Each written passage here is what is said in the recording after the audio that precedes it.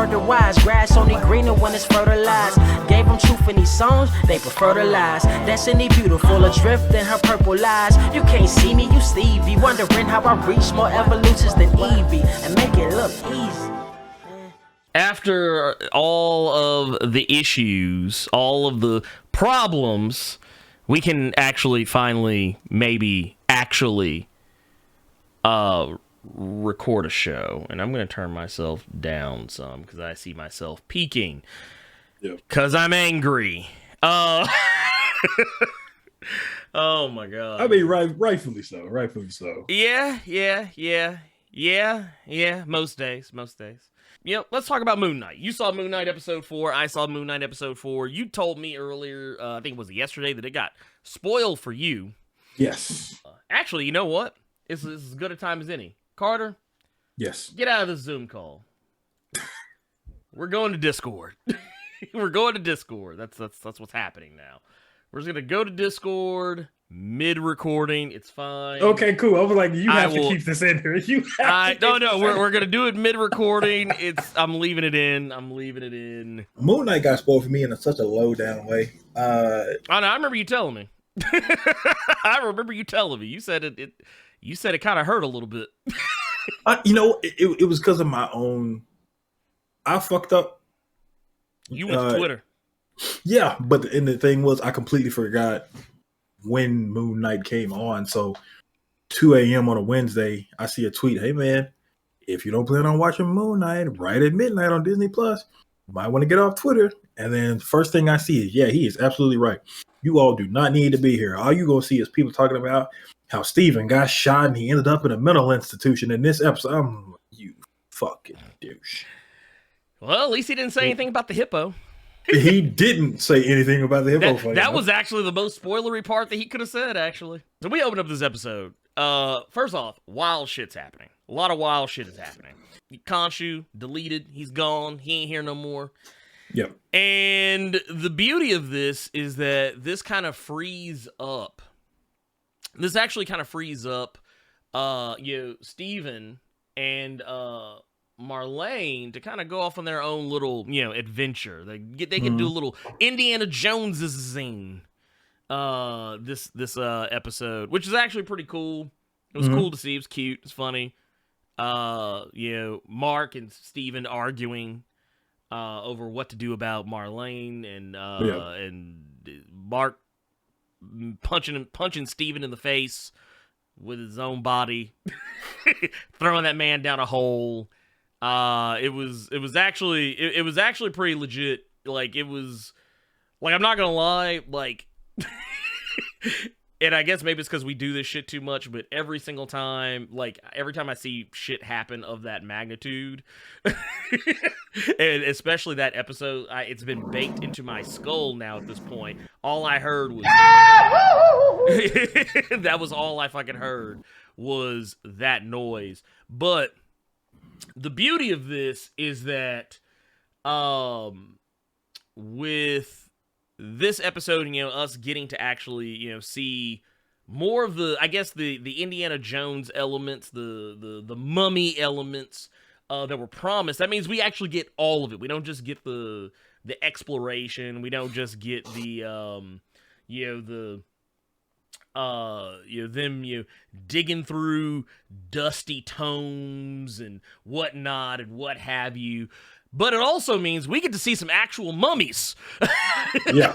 We actually got to see some legitimate mummies. We had, I'm not gonna lie. So, Carter, just to give you a little bit of background on this. So, Cersei asked me if we could watch Moon Knight after this episode came out. We were eating dinner and we're like, yeah, let's put Moon Knight on. She didn't know what she was asking for. Because the second this motherfucking mummy dude showed up, she immediately was like, what? She was like, excuse me? Like, this is when Moon Knight turned into a little bit of a horror movie for a slick minute. Which, people keep talking about, Doctor Strange and the Multiverse of Madness is going to be a horror movie. Well, judging from the trailers, I don't see it. But I'm sure there are scary moments in it. But I feel like this is probably what you can expect to see, or at least close Okay. to on this level.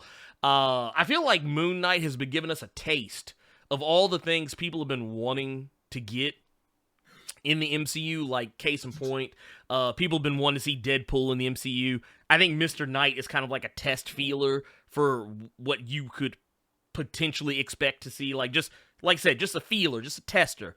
This is the same, and even from a violence perspective, because this episode is actually more violent than the previous episode, when Moon Knight was ricocheting bullets back at people. There was a dude that caught an axe. Like I ain't gonna lie. Carter, I ain't gonna lie to you. When he buried the axe in dude's chest, all I thought about was Hunt. All I heard was that holler. All I heard was, ah! That's all I heard when that part came up. But yeah, like I said, we're getting like, but yeah, this dude, we literally had a mummy come out and snatch Marlene not once, but like two or three times. Like, that was the crazy part. What you Like at some point, sweetheart, you got to expect this shit is gonna happen and beware of your surroundings.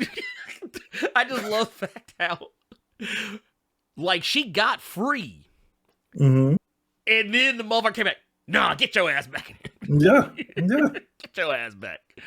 But no, it was all good though. It was all good though. But ultimately, all roads kind of led back to Marlene running into Arthur Harrow because he's in the tomb with him and whatnot. And it was cool. It was cool. There's it was hilarious just because he literally tells her everything that she needs to know, and she doesn't want to believe him until he starts dropping some details. It's like, maybe this dude got a point.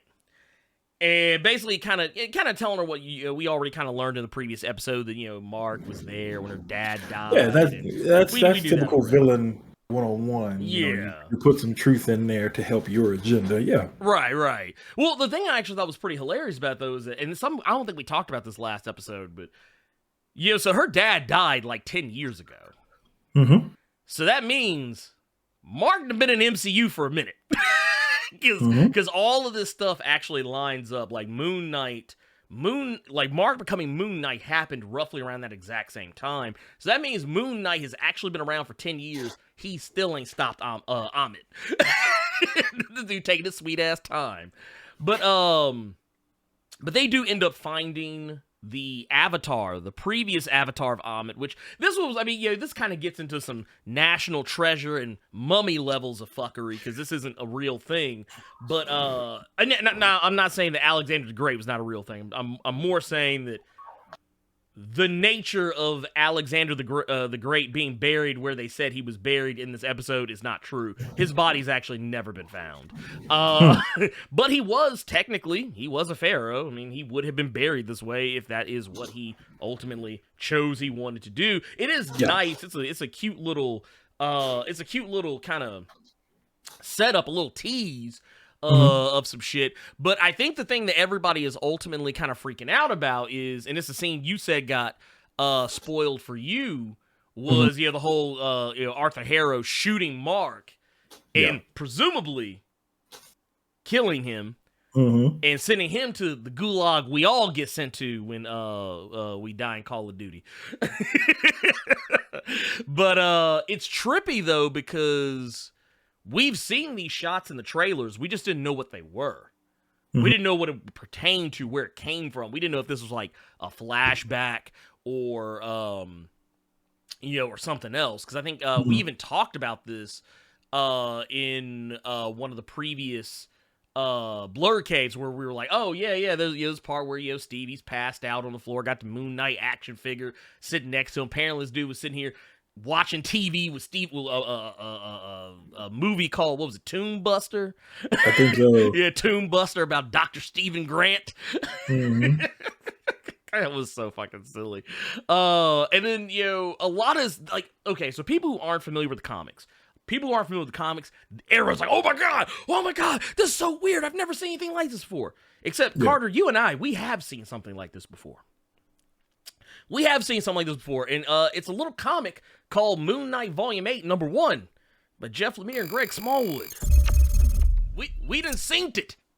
Yeah, we done synced, we done read, we done absorbed. We knew. We knew. Mm-hmm. But no, this comic basically is the same thing. A lot of the stuff we see, the images that we see in this issue, a lot of, or not this issue, but this episode came from, you know, these first few issues of Jeff Lemire and Greg Smallwood's run on this. And it made me notice some other things we'll get to here in just a minute.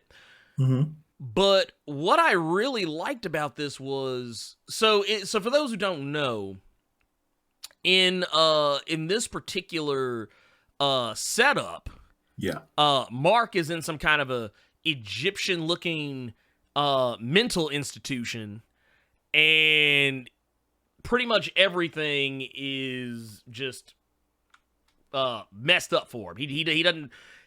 He has no clue what's going on. Everything is out of whack.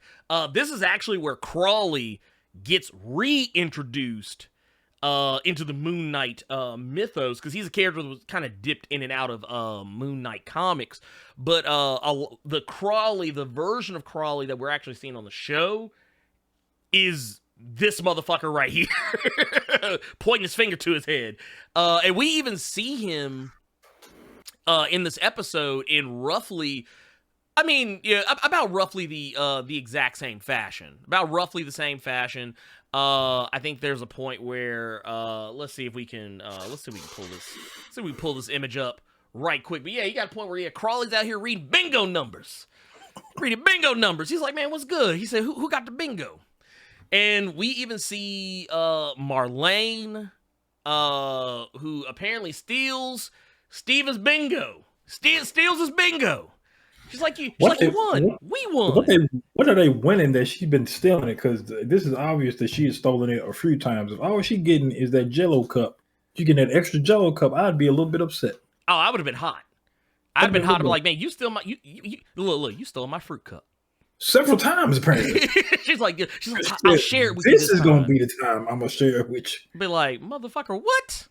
But, so that said, Steven, or not Steven, this time it's Mark that's actually trapped in the gulag, which kind of solidifies him as the primary personality, which, I mean, he is. We knew this, but I think because people who aren't familiar with Moon Knight, they're probably going to go, oh, wait a minute. Isn't Steven the primary? No, Mark is the primary personality.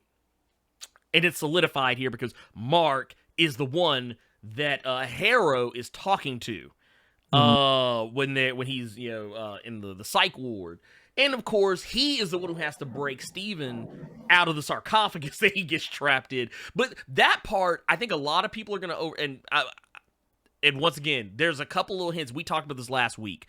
That the teasing of Jake Lockley. Now, there's a shot where we get another sarcophagus, a third sarcophagus pops up, and they don't open it. They don't open it at all. But here's the messed up part. Now, one could easily say we don't know who's in there, except for we kind of got a tease of it before Mark got shot. Right around here where like Mark is looking at the Macedonian writings, right around the time of this scene, he sees a reflection, and it's a reflection that has something that he doesn't. Here, and I'm pulling it right here. It's kind of hard to see. It's a little hard to see, but if you look right around in here, he got the mustache. Jake Lockley looking back at his ass. And I love watching people's reactions to this, because even though that part happened, when they saw that other locked up sarcophagus, everyone's mind that maybe haven't been paying attention to little stuff like that, or they don't know the comics at all, first thing they went to was, Khonshu in there. Why didn't I get in Khonshu?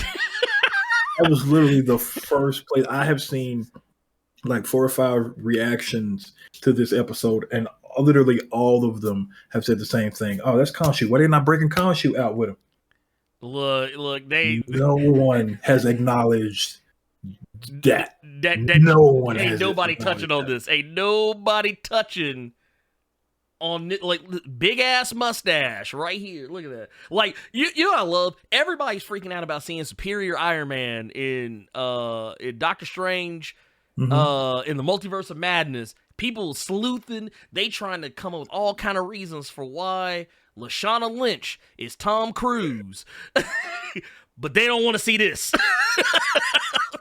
I just see folks like, no, look, if you look at the facial structure and the shadow and the lighting, you can see the mustache on Tom Cruise's face. They ain't looking for this mustache. Okay, cool. All right. Anyway, point of the matter is that Steven and Mark, they do wind up, rescuing each other, saving each, working together. And I think, and this will probably go overlooked as well, they actually embrace one another. Like it's the whole like Mark and Steven accepting each other because they realize they are all either one of them have. This part I actually thought was really cool. See, and I think that's one way to look at it. Another way to look at it is just because, okay, I know him. Oh, yeah. I know him. Yeah. Kind of deal. So it's just like, okay, I know. Let's try to figure out. Let's get from A to B, basically. Right. Well, and they do actually. They do. Now this is where we start getting into this is where I think the other stuff is trippy, but this is where it really starts getting into trippy territory because we're gonna go back to this shot right here where they're like they open up a door and all of a sudden there's something on the other side of the door that has them making this face. and this is and I love how people are actually digging into this. But okay, so Carter, did you know who this motherfucker was when she popped up? Did you realize who it was? No. So unfortunately, my mind did like everyone else's. I assumed it was the young lady from the previous episode. Was it Amor or something like that? Okay. Oh yeah. I know. Talking about Hathor. Hathor. Thank you. That was the first thing that popped into my head. Was maybe it's her. Right. But I could not put a finger on who that was.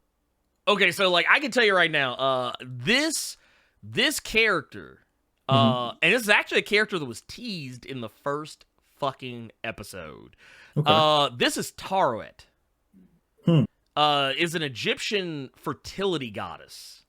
Okay. Now you're probably sitting here thinking like, well, how the fuck was she teased in the first episode? Well, Carter, I can answer that question for you. Bam. Right here. Oh, okay. The way he had to put out the hippos when Donna. By the way, Donna, we saw Donna in the damn. Yes, we did. We did see her in there. Like pretty much everyone he had ever interacted with, the cops, like you know how like the orderlies that were handling him, those were the cops that tried to apprehend him and bring him to Arthur Harrow. But it was really funny watching that episode because I had you saw me when I was on Twitch and I was streaming The Darkness 2. And even in that game, it's you have these monsters that you're controlling and you're a mob boss, but are you really? Because you all of a sudden wake up in a mental institution. Yeah. And everyone that's in your mafia family are either orderlies, security guards, your shrink, your doctor. So it was very funny that I had played that game and like right there into this episode. Well, it's hilarious though to me just because, and so right here in this thing, I actually, and it's only because I've watched the first episode so many times that I caught it because I think this is a detail a lot of people aren't going to pay that much attention to. I don't think a lot of people are going to pay that much attention to this. Yeah, I agree with that. But I liked the fact that they went from this, like teasing, setting this up in the first episode, and so many people who probably weren't paying as much attention, and then all of a sudden you see this motherfucker show up, like this happy to see him. Yeah. Big ass hippo woman. I thought this was actually pretty legit. But now the thing is, what is this setting up? Now, okay, let's keep it a buck. let's keep it a buck here, like we always do. On the Blerd Caves, we always keep it a buck here. $1.50, one would say. So the Greg Smallwood run, and Jeff Lemire on this. So this is what I think we're going to ultimately wind up starting to see, because there's some scenes that are actually eerily similar to stuff that we have already seen in this episode alone. So right here and here, I'm actually going to move us over to that. So right here, this is where he's talking with Dr. Emmett, who is in truth Dr. Ahmet. Mm-hmm. Even though this is all still very much in his head, I don't know where they're going to go with this, because technically in the comics, this story arc, this is Khonshu fucking with him. Yeah. Not Ahmet. Though Ahmet is in this, but she's not the reason why all this stuff is happening to him. And in this, like I said, she's revealing, oh, Moon Knight's just something in your head. There is an actual Moon Knight, but it's not you. You are just obsessed. You have all these, pictures and drawings and journal entries. You are not who you say you are. And of course, she's trying, and under the guise of trying to help him, get his mind right. That is pretty much kind of, where this whole thing goes. And then, of course, as he's, laying awake, he starts realizing, wait a minute, Khonshu's talking to me. This is kind of where, me and you had talked about in the caves, previously, how, Khonshu and, Mark, having this whole back and forth, whatever, which typically doesn't happen. But, as you got here, you got the orderlies who, you're supposed to be keeping an eye on Mark. And then all of a sudden, you've got Mark. He puts on the mask, which is kind of reminiscent of the mask he wears on the show. And then you notice when he puts the mask on, the orderlies go from looking normal to looking like some jackals, some jackal-headed motherfuckers, kind of like what we saw him fighting in that first episode, and I guess second episode technically. That entire run was trippy as hell, man. Oh yeah, no, it was when he gets out of the mental institution. Yeah, well, yeah, because it's like, what was it when they end up going to a it's like temple. A train station. It's actually a train station. Like everybody else is seeing a train station. Mark is seeing a ferryman. And it's fucking wild. There's no getting around it. Now here's the real question that I have. The real question that I have about all this is, I want to know, are we gonna see Arthur Harrow? Are we gonna see him pull up like this? Are we gonna see him with the crocodile head, or are we gonna see Ahmet pull up like this? Because this is Ahmet. This is what she's supposed to look like. Or rather, alligator head. Because I guess I don't know, alligator, crocodile. It could really go. It can go either way. It could go either way with Arthur Harrow, since they don't really. They could basically do anything with that character, since not a lot of people know about that character, because he hasn't really been in anything like that. So anything they do with him, I think, is going to just surprise a lot of people, because I agree. You don't have anything to fall back on. So who knows what they're going to do with him? Now, here's the other thing. I want to kind of go back to Jake Lockley a little bit, because I think honestly, I think we talked about this yesterday. We were playing Fortnite. I feel like Disney and Marvel, what they're doing is, this is the run.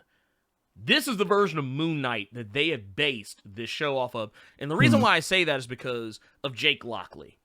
There's obvious other imagery going on. But in this run, and I think this was when Matt Benz took over after Jeff Lemire left Moon Knight. There is a Jake Lockley is changed.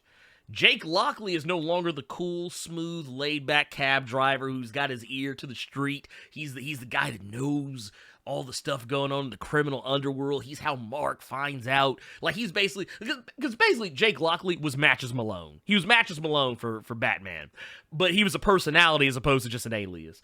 But no, Jake Lockley in this run was a freaking maniac. He was a murderous maniac version of Mark Spector.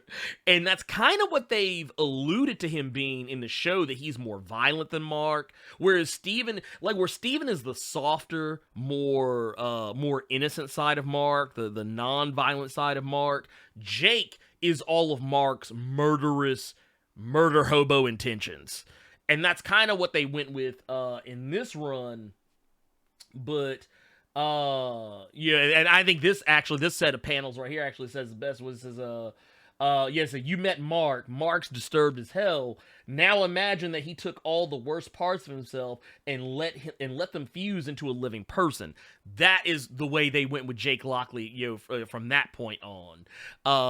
So yeah, that's that's where Mark, you see Mark in the background is like, you're not allowed to kill him, Jake.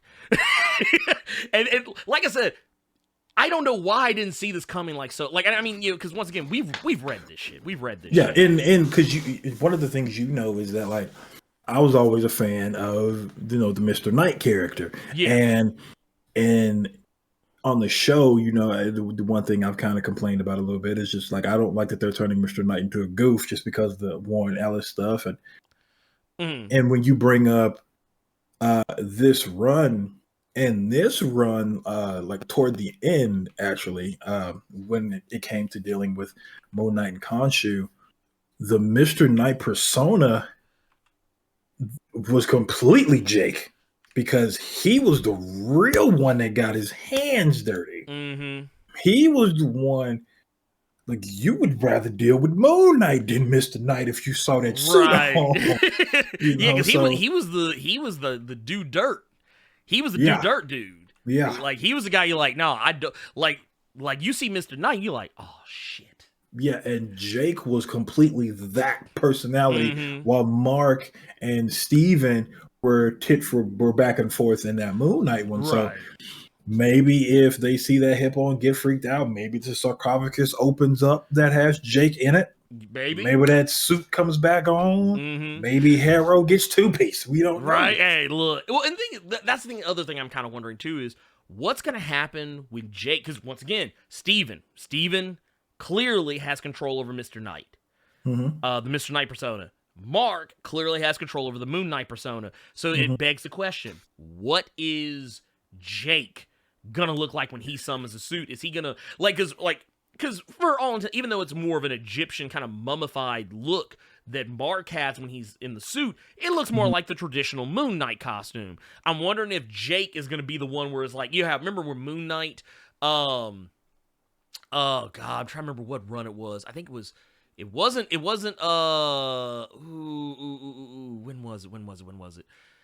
I think it was volume 6. Nah, volume 6 was the Bendis run.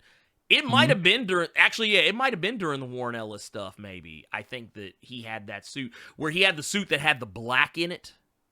You know what I mean? Yeah, it was Warren Ellis's run. Yeah, it was the Ellis. It was the Ellis's run where he had the black in the suit. But yeah, if you kind of go to, and here I want to pull this up just so y'all can kind of see, what I'm talking about here. But yeah, this is actually, now this right here is what I'm showing is Mr. Knight. This is back during, and we don't like to bring this guy up that much, but this is the Warren Ellis run.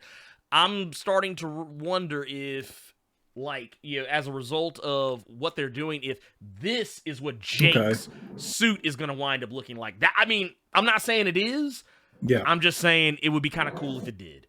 Or I don't know how they're gonna handle that. Or maybe they might say, because they kind of played around with when Marlene confronted Mark about whether or not he killed her father. I wonder if he wasn't in control, then maybe it was Jake. You think it was Jake? Maybe Jake was the one who actually killed him. Because the way he answered the question, I've seen a lot of people online says too, the way he answered the question, he seemed kind of hesitant to answer. So it makes me wonder, if he was thinking about a way to get around it, or if he was or he has no memory of it, or he knows, and that's why Jake stays locked away. It's hard to say. But they need to figure it out quick, because they got 2 episodes left.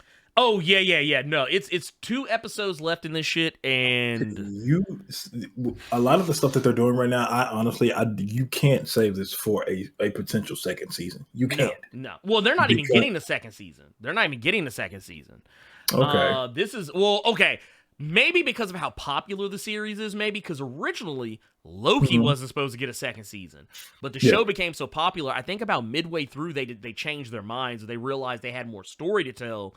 But initially speaking, Moon Knight was listed as a limited series, a one and done run. That's it. Yeah. But this show was so popular. Yeah. Which I always liked because it keeps them in tune with comics, like a fun little mini series leading to another book, So, right. You get 14 issues of Moon Knight, boom, we out. And that's it. Story's over. But I don't know. I don't know how they're going to play this, whether or not they're going to have it where Khonshu is the one. Well, obviously, I don't think he would be because he's been exiled. He's not even active. But in this run, Khonshu was trying to take over Mark's body. Like, that was the whole end game of Jeff Lemire's part of that run, where I think, what was it, even in the final moments of that issue,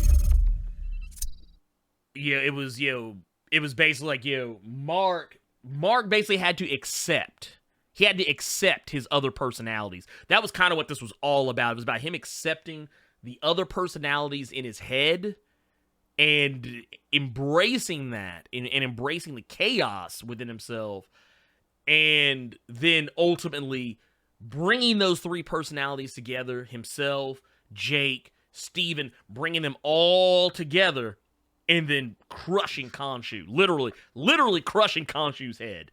Because Khonshu was trying to take over his body. He was basically trying to break Mark to the point where he would no longer even have control over his own body.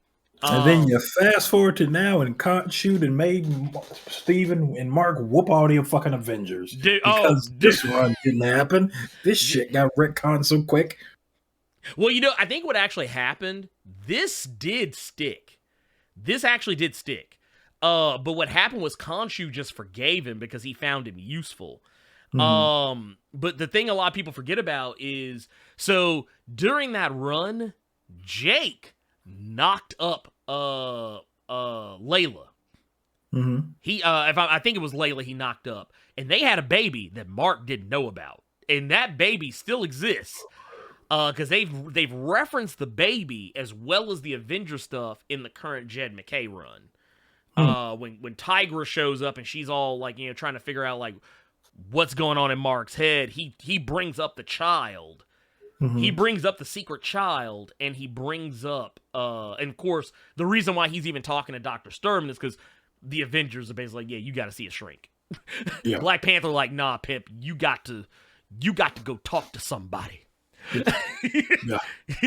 But hey, I mean, even through madness, somebody's speaking facts, because if it wasn't for Moon Knight, they wouldn't have known about any of the Mephisto stuff that they put in the Avengers books right now. So no, and that's the thing that, like, I think, what was it, when Black Panther tried to recruit Moon Knight? After all that fuckery, he was like, no, he's like, I tried to fix it, but y'all stopped me. Yeah, he's like, I had like, literally. Moon Knight, who, let's be real here, in the comics, Moon Knight is regular man. He don't have any powers. he doesn't have any. Well, I guess it depends on the writer. It depends on the writer of what Khonshu gives him the ability to do. But like in the Avengers, the Jason Aaron's Avengers, this dude was out here hitting motherfuckers with JoJo's Bizarre Adventure moves. That dude put the, like, what was it, when he was beating the shit out of Iron Fist, he hit him with a Nah, dude, when he beat Thor by having a bunch of different moons crash into him, and the reason he could control Mjolnir was because it was moon rock, is what Uter was from. Bruh, that shit about killed me. Cause what was it here? I got the shit here. Do I have it right here? Do I have the? I don't know if I actually have. Yeah, I got it. It's right here. Here it is. Here it is. This shit right here. When he pieced up Iron Fist with a. I was like, God damn, he done fucked him up. But then, and then later on, and this is when he's like Mr. Knight. Then he comes back as Moon Knight. Mm-hmm. And this is see you were talking about Carl when he snatched the hammer. He's like, this is Moon Rock. This is Moon Rock. This is my shit. And then he pieced up Doctor Strange. He sent Doctor Strange, like, I ain't gonna lie, the way he did Doctor Strange might have been dirtier than most people, because this dude had Doctor Strange hemmed the fuck up, had motherfucking mummy zombies on him. He put the mummies on him. That first punch to the forehead, I thought of Rick James with that Unity ring. Yeah. So honestly, I'm shocked. I'm shocked that they did put, like, what did Five Fingers say to the face? But no, and then no, he didn't just do. He pieced up Robbie Reyes. Yes, he put Robbie Reyes in the trunk of the car and drove off with him. The only person Moon Knight didn't piece up on the Avengers during this run was Black Panther. I think well, no, I take that back. There were some other people who didn't catch it because they weren't around. Yeah. They were off doing others, because I think She-Hulk, Captain Marvel, Captain America, and I Blade. think Tony was another one who didn't fight him, I don't think. Which one? I think Tony didn't fight him either. No, Tony. I don't think Tony fought him either. I don't believe Tony fought him either. But like, pretty much the heavy hitters, pretty much all of the heavy hitters, with the exception of She-Hulk and Captain Marvel, mm-hmm. he pieced up all of them. And I think it really, if you really want to get into it, or no, I take that back. He did fight Iron Man, but it just didn't like. It wasn't really even a combat. It wasn't even. Yeah. I guess yeah, because I got it right here. I got it. Yeah, I got it right here because this is when he was trying to get the baby. Okay. But I keep forgetting that Star Brand is a thing. Yeah. Well, she ain't a baby no more now. She a teenager now. Yeah. Because when they came back from Heroes Reborn, she came back grown up. Because when they went to Heroes Reborn, she became like a toddler. Or not toddler, but like, I guess, yeah, like a toddler. And then once they came back from Heroes Reborn, she aged up again. So, yeah.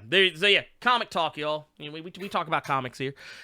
We know things. It's okay. So let me ask you this.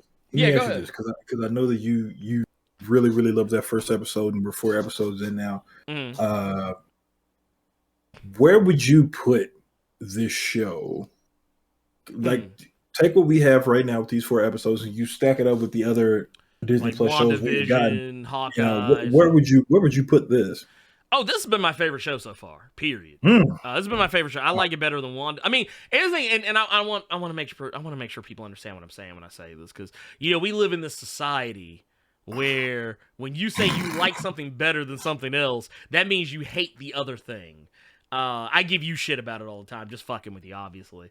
But but like, you're not allowed to like something better than something else without hating the other thing. And it's like, no, it's kind of like, it takes back to the old Pulp Fiction quote from Uma Thurman's character. She says, like, there's Beatles people and there's Elvis people. Now, both sides can like the other, but they always like one a little more than the other. That's kind of how I feel about this. I like WandaVision. I like Moon Knight. I just like Moon Knight a little bit better. I like Loki. Loki was great. I actually think Loki's better than WandaVision. But I also, as you might guess, I like this show a little bit better than I like Loki. I like Hawkeye. I like Falcon and the Winter Soldier. I like all those shows. Here's the thing. I don't hate any one of them, but I like them all. But this has been my favorite ride thus far. And I will say there's a little bit of bias because I've been a huge fan of Moon Knight since I was a little kid. I've always liked the character of Moon Knight. It's one of my favorite, like, honestly, Moon Knight, like, here, basically, because I always liked street-level heroes. That's always been my thing. So, characters like Moon Knight and Daredevil. Those have been like the top tier for me. Characters like that. Gotcha. Spider-Man, Black Panther. I like characters who, I mean, yeah, you can have superpowers, but I kind of like it when you're more down to earth. Mm-hmm. And that's why I think, case in point, it's why I used to have a huge love for Batman. I used to like Batman's come kind of played out to me as I've gotten older, just because the motherfucker won't go away so I can miss him. But like, even if you go back over to the DC side of things, I mean, granted, there's not as many characters like Batman in that universe, but it's why I like characters like Mr. Terrific, because he doesn't have superpowers. He's actually just a normal dude. He doesn't really have a superpower. Like he has a, what was it how they worded? He has a natural aptitude for having natural aptitudes. That's his superpower, but it's not really a superpower. He's not superhumanly strong. He doesn't have superhuman agility. That dude is literally just a guy who works out a lot and can beat some ass, and he's really smart. And I like shit like that. I like Green Arrow. I like people who are just down, like Jason Todd. It's why Jason Todd has become not my preferred Robin, but my preferred Bat family member. Like, I still think Tim Drake is the GOAT when it comes to the Robins, but I think Jason Todd, of all the people in the Bat family, I think Jason Todd is the more interesting character. And not just because he died and came back, or he got the shit beat out by Joker and blown or whatever. It's because I feel like they've done a lot with his mythos. Yeah. Like, and don't get me wrong. And I know some people could be like, well, what about Dick Grayson? Dick Grayson's come a long way. Yeah, yes, I know Dick came a long way. It's cool. By the way, sorry. Danger. I hit the button for myself. But anyway, I get it. But that's the thing, though. I feel like Jason had more hardship than Nightwing, and I like Nightwing a lot. When he struck out on his own, with the Titans and changing his name, and then when he became a cop, I was like, dude, this is so cool. Let's keep this going. And then just kind of fell off that shit. You gotta look at, and I remember this shit was hated when it first started. The Grayson book that Tim Seeley did when he was a spy. Oh yeah. Mm-hmm. Like, people hated that shit, dude. Man, there are no words for how much people hated that shit. And then until word of mouth started spreading, and that's one of the truly underrated books. Well, that's how comic fans are, though. Because case in point, I've talked about this a lot of times. Black Panther, the Ta-Nehisi Coates run. Yeah, I've seen so many people shit on that book. And then after, they're like, oh man, this book is so boring, man. It's just Black Panther fighting his own people, and it's like, okay. And then it started getting somewhere, and people were like, oh, wait a minute, I get it now. And then when they started doing the intergalactic Empire Wakanda stuff, people started shitting on them, like, oh, this book's boring, man, don't make no damn sense. And then after that first volume came out, the first 5 or 6 issues, people started seeing where it was going. They're like, oh, bruh, man, it's so cold. Y'all wasn't here at the beginning, though. Y'all were shitting on it in the beginning. It's the same reason why the shit with Donny Cates right now. I'm like, you know what? I'm just going to wait and see, because it's going somewhere. And it did. The Hulk stuff? Yeah, the Hulk stuff, with Titan. Which, I mean, to be fair, I don't think Donnie will admit it, outright. But that's Claw. That's Claw from Axis. Yeah, remember Axis where everybody all the folks got inverted? I thought it was Fear itself. That's why I was thinking about it for a second. Yeah. No. And here I actually have. I know about it. I knew about Axis, but I couldn't remember if that came from. Yeah, Fear this was. itself. Yeah, this was Axis. And it's funny too, because you look at him, and kind of, and I'm telling y'all to look at Titan. But I'll actually pull up Titan so y'all can kind of see what I'm talking about. But look at him, and then look at Titan. I mean, they don't look exactly the same, but there's just enough similarity in I'm kind of like, I wonder. Now when he actually emerges, that's one thing. But when like he actually first popped up in, I think it was Hulk #3, that was the first place my mind went. I was like, this gotta be Claw. This gotta be Claw. Come on. I was like, it's gotta be. But you know, because Access is one of those stories. Once again, a story that I think a lot of people have mixed feelings about. But it's a story that is still getting around. Like a lot of like Havoc in Hellions, he was still dealing with fallout from Axis. Sabretooth was the only motherfucker that was still doing. yeah, he was for a while. And you know, and now this is how you know motherfuckers are ratchet. Because where'd you get Superior Iron Man from? Axis. Everybody, a lot of people hated, at least people I knew that talked about it, hated Axis. But here's the thing. Mm-hmm. Now these motherfuckers like, oh man, bruh, dude, they gonna have Superior Iron Man and Doctor Strange. I don't want to know these people because everybody that I know still shits on Axis. Yeah. They just like certain things that came from it. Yeah. That's what it is. That's what it is. And here's another thing, since you brought that point up. Everybody kept talking about Superior Iron Man. Now, me personally, I like the look of the suit. Yeah. I don't like the character. I read that run. Mm-hmm. I like the look of the suit. That's it. That's it. What was that? Because that was part of the whole like 9 months left or whatever the fuck before Secret War started. Mm-hmm. Yeah. Well, time runs out. There you go. Time runs out. I don't know where the fuck I got 9 months left from. Well, that means your life is over because the baby almost is on the way. Oh man. When it pertains to Superior Iron Man, nobody liked that fucking book. No, nobody read it. I never met one person who liked Superior Iron Man, but everybody's super hyped to see him in the Doctor Strange movie. It just caught me off guard. Yeah, no, I did. I've been genuinely confused and blown away. Because that's the thing though. That's how people are though. People are fickle. We say this all the time. But anyway, we got way off topic from Moon Knight. But that's just yeah. There you go. So Moon Knight, great episode. I don't know how you gonna top this. I got 2 episodes left, man. Y'all gotta do something. I think the next 2 episodes are supposed to be longer than the ones that came before.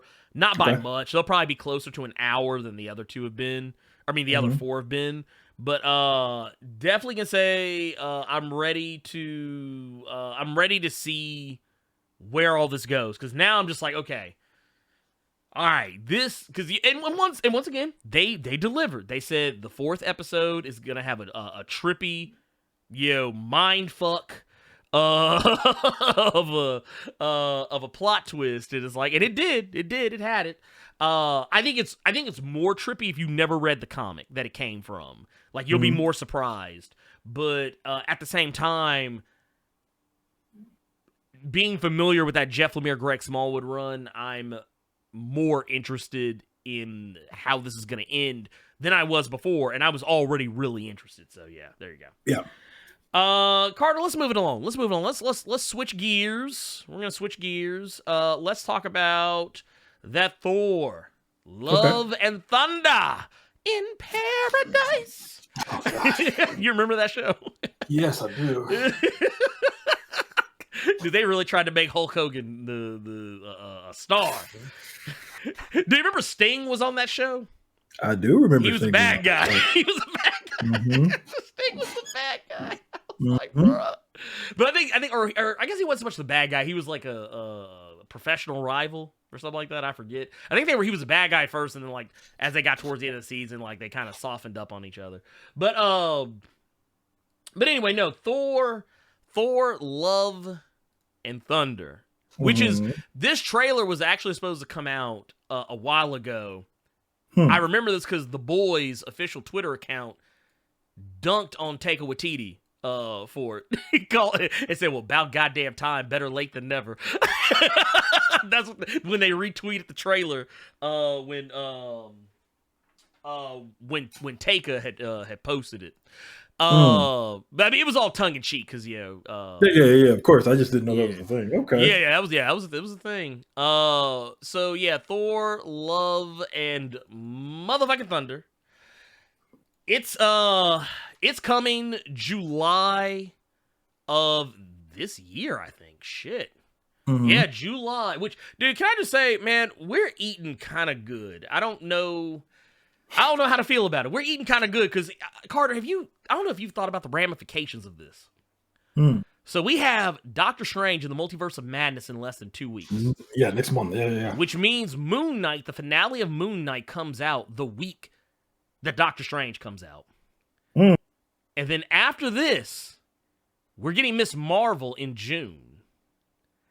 And then roughly around the time, I'm going to go on a limb and say by the time Miss Marvel is about to reach its 6th episode, which will be its season finale, Okay. this will likely either be out or about to be out. Okay. That's crazy. And the thing is, people were actually shitting on Marvel for not putting this trailer out. They're like, oh, release the trailer. We know you got the trailer. Dude, I swear to God, dude, I hate nerds. I really do. I hate It's funny because they released it and people dunked on it. Well, yeah, no, you know who it was? People who hated on it. It was the people who don't like Jane Foster. That's who dunked on it. You know it. You know I'm right.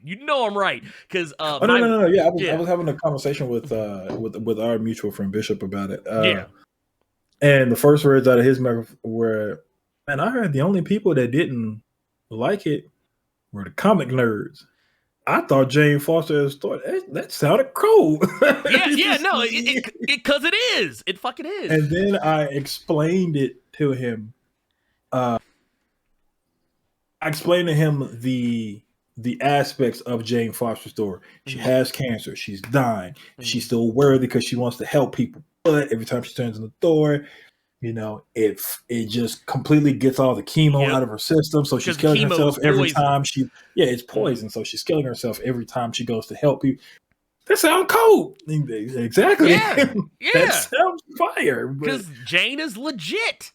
But the thing is, I just love that even somebody who just got back into comics, which he did, even he was like, yeah, I heard the only people that didn't like it were nerds. No. Well, here's the fucked up part. So my wife, she's in a lot of like kind of nerdy Facebook groups. Okay. And she was coming to me complaining, talking about how she's like, oh, I'm so sick of these nerds. Cause like she said it was like people she knew and respected and thought weren't like misogynist or sexist or bigoted. She said that Thor Love and Thunder trailer brought all that shit to the surface. Because she said there were several people that she knew that were bitching about Jane being in the movie as Thor. And talk about how terrible it looked and how it's gonna be stupid and this movie's gonna suck. And I think I even saw in our chat last week some people talking about how Thor Love and Thunder is going to be terrible. And it's like, and they're acting like the director changed. It's like, it's the same director. No, so those probably, and this is one thing I've seen recently from the previous Thor movie till now. A lot of people, it was one of the main tweets I saw, cracks me up, but they hate the fact that these have turned into, in their opinion, Guardians of the Galaxy. And I saw one tweet I thought was funny because it was like they was showing a clip of the original Thor. Like, man, back when the Thor movies were good and serious. But I'm like, wait, what? I was the only person who even liked the first Thor movie. I like the first Thor. Yeah. Nobody serious. Him slamming cups on the ground, asking for meat, and that was before Kat Dennings took over the second movie. Yeah. But why Thor the Dark Thor featuring Kat Dennings? Why are people putting the first Thor movie on such a pedestal now when they dunked on that movie when it first came out? Yeah. But just back to my previous point though, a lot of people do not like the fact that the Thor movies are goofy now, a la Guardians of the Galaxy, and now you got the Guardians of the Galaxy in this new movie. And I don't think they're in the movie as much as people think. I don't think they're actually in this movie as much as a lot of folks think they are. Yeah, I don't think they will be either. And I think, well, I don't think this. I know this, but and I didn't tell our friend this. I may have. I don't fucking know. But if they're mad at seeing Natalie Portman as Thor, Oh my God, y'all finna get mad when you realize that they reworded the Hammer and Jason Aaron's run so that anybody could be Yeah, worthy. yeah, because it's not It's not he it's anymore. whomever. It's Y'all whom. really finna be mad. Oh yeah, no, 'cause it's different now. Well, and the thing is, it's not even the first time that there was like, okay, so yeah, before we get into all this, I just want to point something out. Okay. I just want to point something out, and some people may not know this. They may know this. They may not know this. I don't know. But that's not the first time something like that has ever happened. Mm-hmm. But you have And to. it's actually been changed for a while. Actually, you know what? It wasn't even Jane, or not Jay, or not Jay, but it wasn't even Jason Aaron. I forget how far back this actually goes. But you can you'll be able to look at the picture and maybe you'll be able to tell. But right here, that's a shot of a female Thor. And look at that hammer. What does it say? Whosoever. But here's the thing. Well, here's the thing though. And this is why I say you can't do that. You want to know why you can't do that? Why? Because to the average moviegoer who has not read these comics, that shit there don't matter. It's what they're looking at right now. It's what they absorb right now. And what they're being told to absorb is Natalie Portman is Thor now. Even though we got several goddamn books with Jane Foster as fucking Thor. As a matter of fact, this is Thorness. Oh God. You all could here's what's funny about it. You could accept Loki as a goddamn alligator. Yep. Several of y'all ass went crazy when you saw Throg in that glass jar. Mm-hmm. Look, look, y'all lost y'all's mind when y'all saw Richard E. Grant in that ugly ass original Loki costume that somehow still looked cold, but it was ugly as fuck. But my main thing is just that, like, you can't bring up, well, this has happened several times in the books. A lot of people are gonna look at you crazy. I don't give a fuck about what happened in the books. In the movies, this is what we're talking about right now. That's why I say, yeah. You know what I mean? So, but the thing is, Thor's goofy in the comics. I mean, not like super goofy, but I mean, he's not like the most serious character. Like, he has, what was it? There was an issue of Thor just recently where Thor was, where Jane was clowning him for his New York accent. Can I tell you what I'm really excited for? And this is what I told my buddy. If they do this, and what I'm thinking it's gonna be, I think the way they're gonna explain it in this movie is gonna have a lot to do with Doctor Strange, because in the main MCU, when it pertains to the films, Mjolnir is gone. Yeah. So I think this is basically going to be, this is the Thor from a different multiverse. I think that's how they're going to explain it away. But something happened that makes me think that's not the case. Okay, but I was just going to say, we'll get into that in a sec. Yeah, if they do stick with this, but they keep Natalie Portman around, if you all mad now, if you all are upset, and if you all are angry now, wait till you find out who was piping her out on the regular. Because it wasn't Thor. No, it wasn't Thor. I told my friend, if they put them two together Lord in the movies, Lord have mercy. Spoiler alert, Sam Wilson was getting a bit of the swirl. Okay? Oh yeah. He was piping Thor out on the rig. You see how that sounds when you say it? Danger. Sam Wilson in the comics had to face what Undercover Brother referred to as Black Man's Kryptonite and Jane Foster's Thor. Those two were a thing in the book. So if they go that route in the films, I want to see it just again because I'm an anarchist. I want to see the chaos. Well, it's kind of like how they, I think they might hint at it because they kind of did that in Avengers Endgame with Captain Marvel and War Machine. There's a scene where, like, they look at each other. They give each other a little bit too long of a look. I know now. I can tell you don't remember the scene. So there's a shot. I was going more toward Rhodey and Monica. No, Gamora's sister. Oh, Nebula. Okay, yeah. They had a lot of scenes together, but there's a shot towards the, like, after they do the time jump, after they do the time jump, after Thanos gets killed at the beginning, when they're doing the whole thing where they're giving a report about what's going on around the universe, and there's a part where like Rhodey and Captain Marvel, everybody else signs out, they stay and they give each other a long look. Like it is, and I forget exactly what's said, but it's basically something you would say to somebody that you might care about on some I have to level. go back and see it, but for all intents and purposes, I thought they were doing something with Rhodey and Nebula, which I thought would have been interesting to see. That would have been interesting. I would have found it very interesting. But yeah, but I'm just saying, like, that's all Nate is saying, that Falcon and Thor could be a thing. Falcon and the Mighty Thor could be a thing, and I wouldn't be mad about Captain America, sir. Even the current. I'm sorry. Well, yeah. I just forgot. He's Captain America again in the comics. And I literally just did a video about it. But yeah, it's kind of like X-23 and Wolverine. Sometimes I occasionally go back to calling her X-23, even though she is Wolverine. I really she has love been for a the while. art in that book too. I wish one of those artists and inkers would have stayed on one of the books. Which one? The art in that Captain America Zero issue was really good. Oh, one of them. I think. Well, okay. One of them, I think, might. No, I think, yeah, because Carmen Carnero's doing the other one. Carmen Carnero, I think, is doing the one that's going to be with Steve. I forget who. It's going to be the same writers. Like, Toshi is going to be doing the Sam book.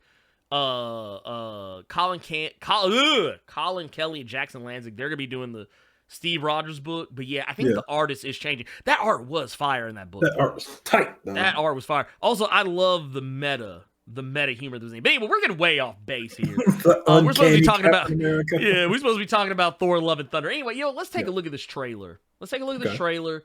And here, I got her pulled up.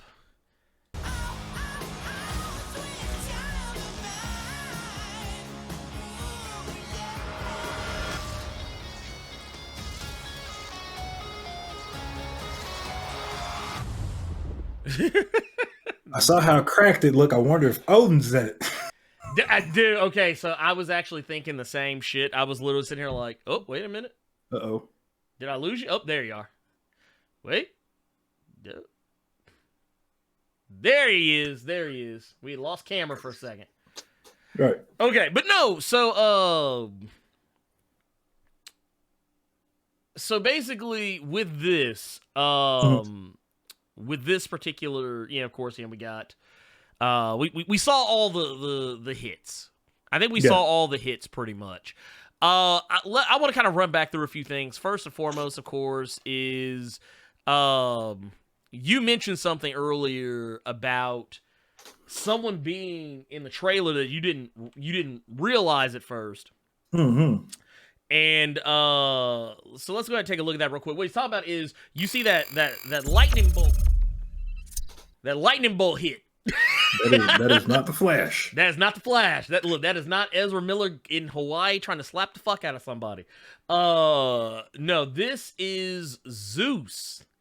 This is Zeus chilling. I guess they're in Olympus. Gotta be Olympus. That's the only thing that makes sense. But if Zeus is around, makes me wonder. Hercules? What they cast as Hercules? I don't know. And it's actually been making me wonder because I could have sworn I heard somewhere Hercules was cast in this movie, or might have been cast in this movie. I'm not sure. I'm not saying he is, but just saying I wouldn't be shocked. What if Dwayne Johnson is pulling an Idris Elba and he's Hercules and Black Adam? Look, he has played Hercules in the past. Mm-hmm. Hercules. But no, here's the thing I think a lot of people aren't putting enough respect on is this shot here. I think everybody has seen this on Twitter now. Yeah. This, like, cause, and I want to, here, I'm going to pull this up because I want to see if we can get this on the shot. Right here, bam. These shots are.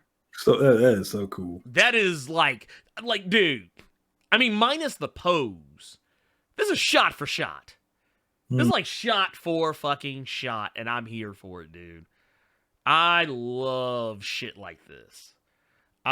Even look at the blood. Even the rocks. Yeah, dude, it's the same. It's the same, dude. Oh my god. Anyway, but yeah, it's I like what we see here. I like a lot of what we're seeing here.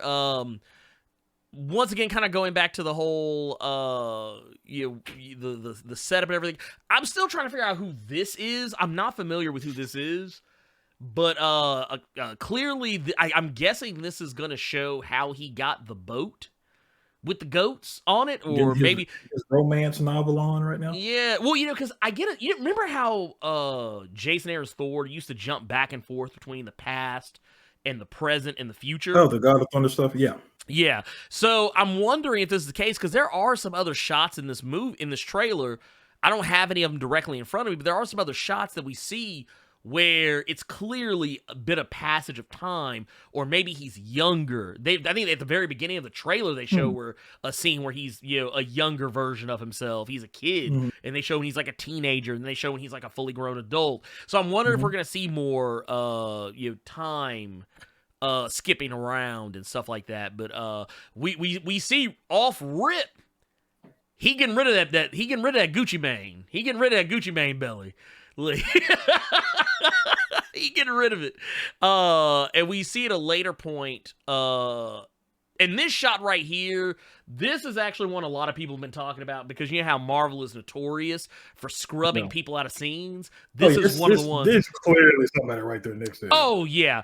When I saw the trailer, I'm like, yeah, they edited somebody out. Oh, yeah, somebody got edited. Like, part of me wonders if it's either Jane or Hulk. I could see it being either one of whoever it is. It's somebody big. It's somebody that's big enough, because this is a lot of dead space right here in this shot. But yeah, a lot of the whimsical shit from Thor, like a lot of people, like I guess they thought that Ragnarok was too whimsical, but this is from the comics. This shot right here where he's got the boat with the goats pulling it. Gnasher. Yeah. Tooth Gnasher. Yeah, Tooth Gnasher.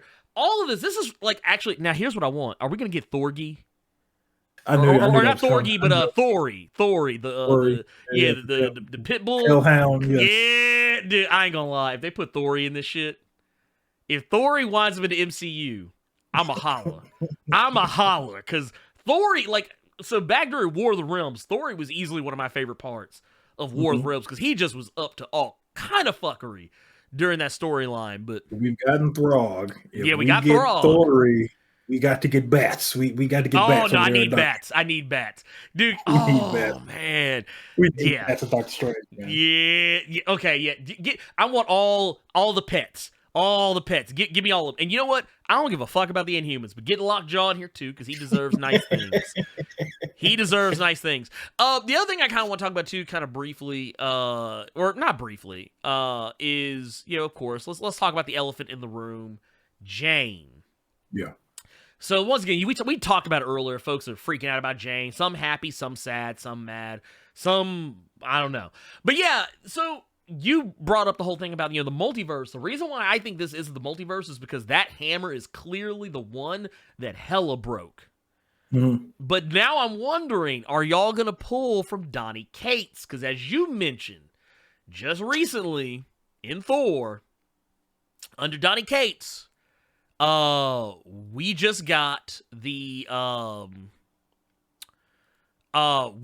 where the whole hammer being destroyed, the Mother Storm, the juice is loose, the hammer has been destroyed, but now what's happening is, and oddly enough, we did talk about this last week, I think. But Angela reforged the hammer with Odin's soul, and a lot of folks were kind of freaking out because they thought that we were talking out of turn. They're like, I don't, because I went back and looked. A lot of folks in chat thought that we were talking crazy talk, but it actually is the case. The hammer was actually reforged, because we actually showed where the hammer spoke to Thor, and it was very clearly Odin. Yeah. So, yeah. That's why if you see in this trailer, it's cracked all the same, and there's light. The hammer is lit up like blue light coming from the hammer. So that's why I'm wondering if somebody in there. I honestly,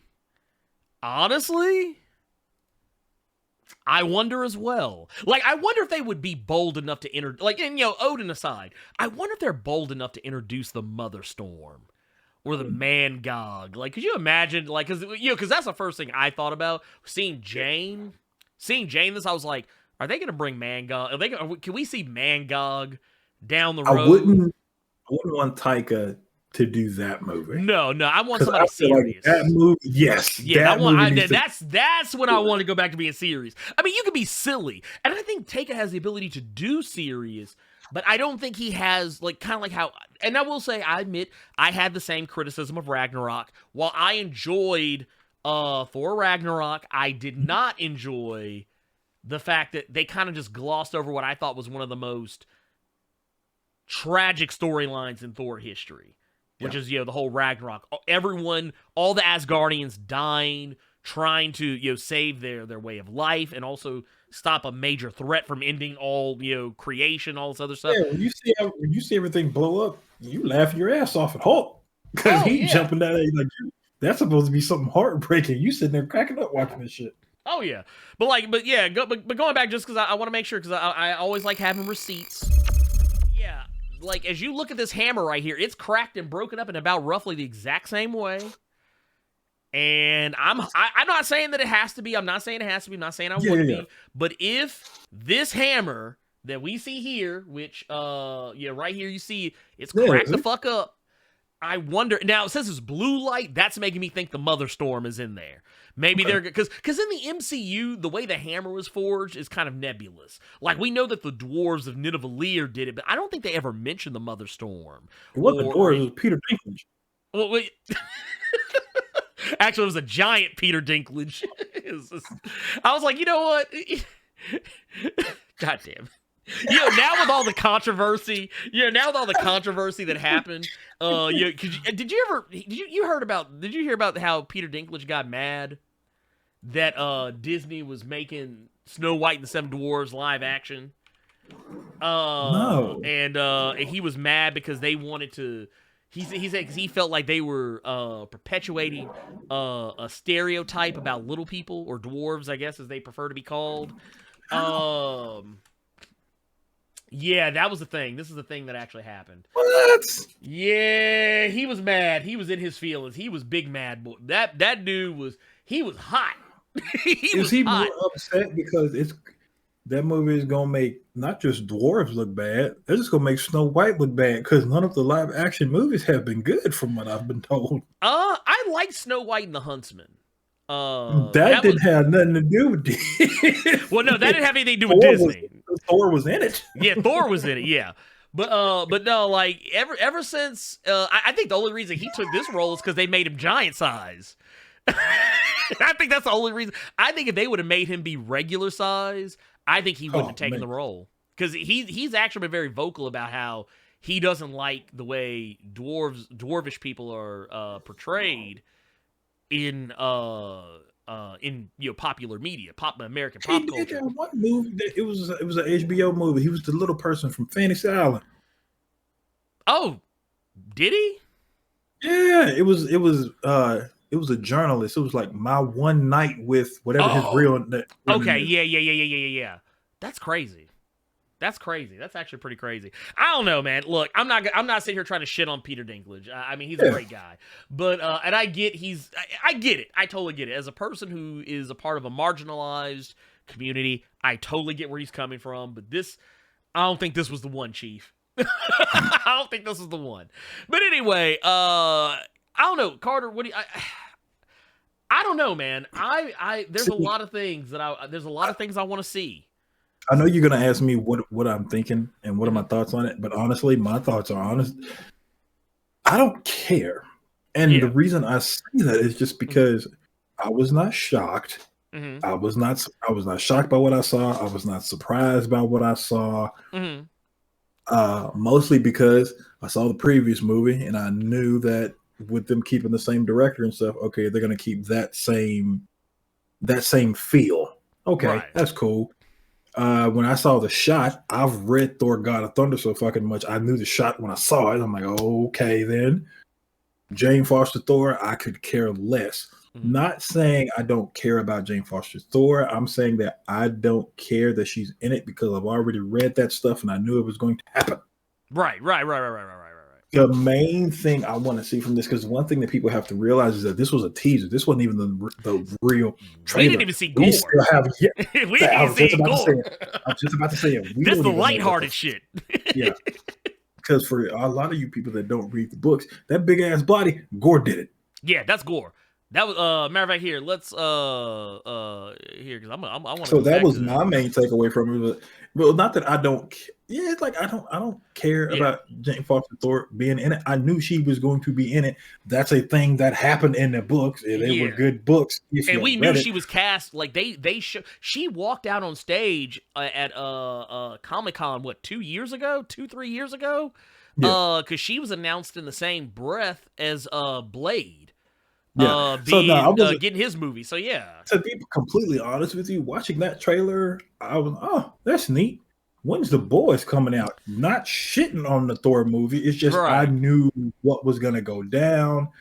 Yeah. I want to see what Gore's gonna be like now. Yeah. But yeah, it's a cool teaser. Give me the trailer. I want to see the trailer. Well, and here's the thing. Honestly, there's so much other shit out right now that I don't think it matters. I don't think this, I mean, yeah, it's coming out soon, but we still haven't gotten Doctor Strange yet. Yeah. And I feel like I've seen too much of Doctor Strange by this point because they release a new TV spot, I'm so happy every week. Yeah. I learned my lesson from No Way Home. So yeah, I'm like, honestly, I'm ready for, honestly, they just go ahead and put Doctor Strange on Disney Plus at this point. I feel like I haven't seen damn near the whole movie, even though I know I haven't. I'm just saying, it's one of those things. It reminds me too much of No Way Home and also too much of Homecoming. Because remember, Homecoming had that problem where we saw the trailer. We saw trailers that spoiled too much of the movie. It gave away too much to the point that it set up an unrealistic expectation. And speaking of unrealistic expectations, and once again, I'm not defending Morbius, but I feel like, especially if there's one thing Morbius taught me is that we can like comic book movie fans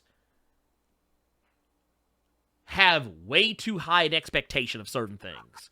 Like right now, because that was matter of fact, when we shut the cave down last week, an article popped up in my feed, and it was an article talking about our comic book movie fans too entitled. Yes. And I was like, you know what? They kind of are. So I clicked on the article to see what they were talking about. And they were talking about Morbius, saying how Morbius was just like a middle of the road, just basically it was just a popcorn movie. It was a movie you watch and, it's good for the time. And then you probably won't remember it later. And they said basically the MCU and how good the movies have been, and even some of the recent DC stuff has spoiled people to the point where, and we talked about this before, where I said, when Avengers Infinity War came out, I constantly heard people saying, oh, well, if the next MCU movie, and I'm not talking about Avengers, just general MCU movie, if it ain't as good as Infinity War, then it's trash. And then when Endgame came out, everybody's like, oh, well, if the next MCU movie come out and it ain't as good as Endgame, then it's trash. And I actually remember in between Infinity War and Endgame, Captain Marvel and Ant-Man and the Wasp came out, and I constantly heard people saying, oh, well, these movies don't matter. These movies don't matter. Or they'd be like, oh, well, this movie's trash because it's not as good as this previous thing that's nothing like this other thing. It's not supposed to be. Same thing happened after, and with No Way Home. Same thing just recently happened with No Way Home. Now people are like, oh, well, if it's not as good as No Way Home, then it's trash. And it sets this unrealistic expectation where, yeah, I'm not saying, remember how we were laughing and skinning and grinning about Punisher Warzone? It's not a good movie. It's not a good movie at all. It's just an entertaining movie. And sometimes entertaining movies are okay. It's okay for a movie that's not connected to a wider universe to just be dumb fun. Because honestly, that's what comic books are. They're just dumb fun. This shit ain't higher art. I mean, yeah, now if we get into the Image comic stuff, we start getting some of the indie stuff where people are actually doing some real deal shit. Yeah, this is fucking Cape Comics. There ain't nothing higher art about this shit. But people like to treat it like it is. And it's it reminds me, also the same thing, I saw an article the other day where someone was talking about the elitist attitude of people who are Dark Souls fans. There was a dude recently on Elden Ring. He did a he did a one-button run on Melania, where like he couldn't dodge, he couldn't use any ashes of war, he couldn't roll, he couldn't do. The only thing he was allowed to do was run and use basic attack. He couldn't use strong attack. He couldn't use any other attack other than just basic R1 attack. And run. He can't even dodge. He just has to run if he doesn't want to get hit. And everybody's like, oh my God, see, yeah, man, Soulsborne players are the real gamers, blah, blah, blah, blah, this, that, and the other. And even the dude who did it was like, that's a very elitist attitude to have, and that's what's wrong with video games today. It's the same thing with comic book movies. These comic book movie fans, and even the comic book fans themselves who are fans of this stuff, they have taken up this elitist attitude that like, oh, well, this isn't as good as this. This is trash because it doesn't come up to my lofty expectations. And that's what I'm afraid is going to happen to Thor Love and Thunder. This is going to be a dumb, fun movie, just like Thor Ragnarok was. Dumb fun. I'm into it because that's what it should be. Thor is a ridiculous character where dumb, fun shit's supposed to happen. What was the recent shit that happened before this Mother Storm shit? Donald Blake broke off Thor with that butter knife. And y'all gonna sit here and tell me that this shit's supposed to be taken seriously. Y'all need to get the fuck out of my face with that shit. Donald Blake showed up looking like a whole ass Gandalf the White. He didn't look like Gandalf White. This man showed up look like Radagast the Brown from The Hobbit. And broke off all the other Thors with a butter knife. Get the fuck out of here, man. Y'all need to leave me alone with this shit. Man, y'all sit back and enjoy some shit. You'll live longer. I don't know. Car, I think you already said what you thought. You gave your piece on it, I think. Regardless of all that. You know what? Man, what else we got on this docket? Yeah, let's see. Elsa Bloodstone. Carter, how do you feel about Elsa Bloodstone? I feel nothing because I don't know a whole lot about Elsa Bloodstone. I know about as much as that Battle Royale ripoff Avengers Academy book. I know about as much as the Marvel Zombies tie-in to Secret Wars.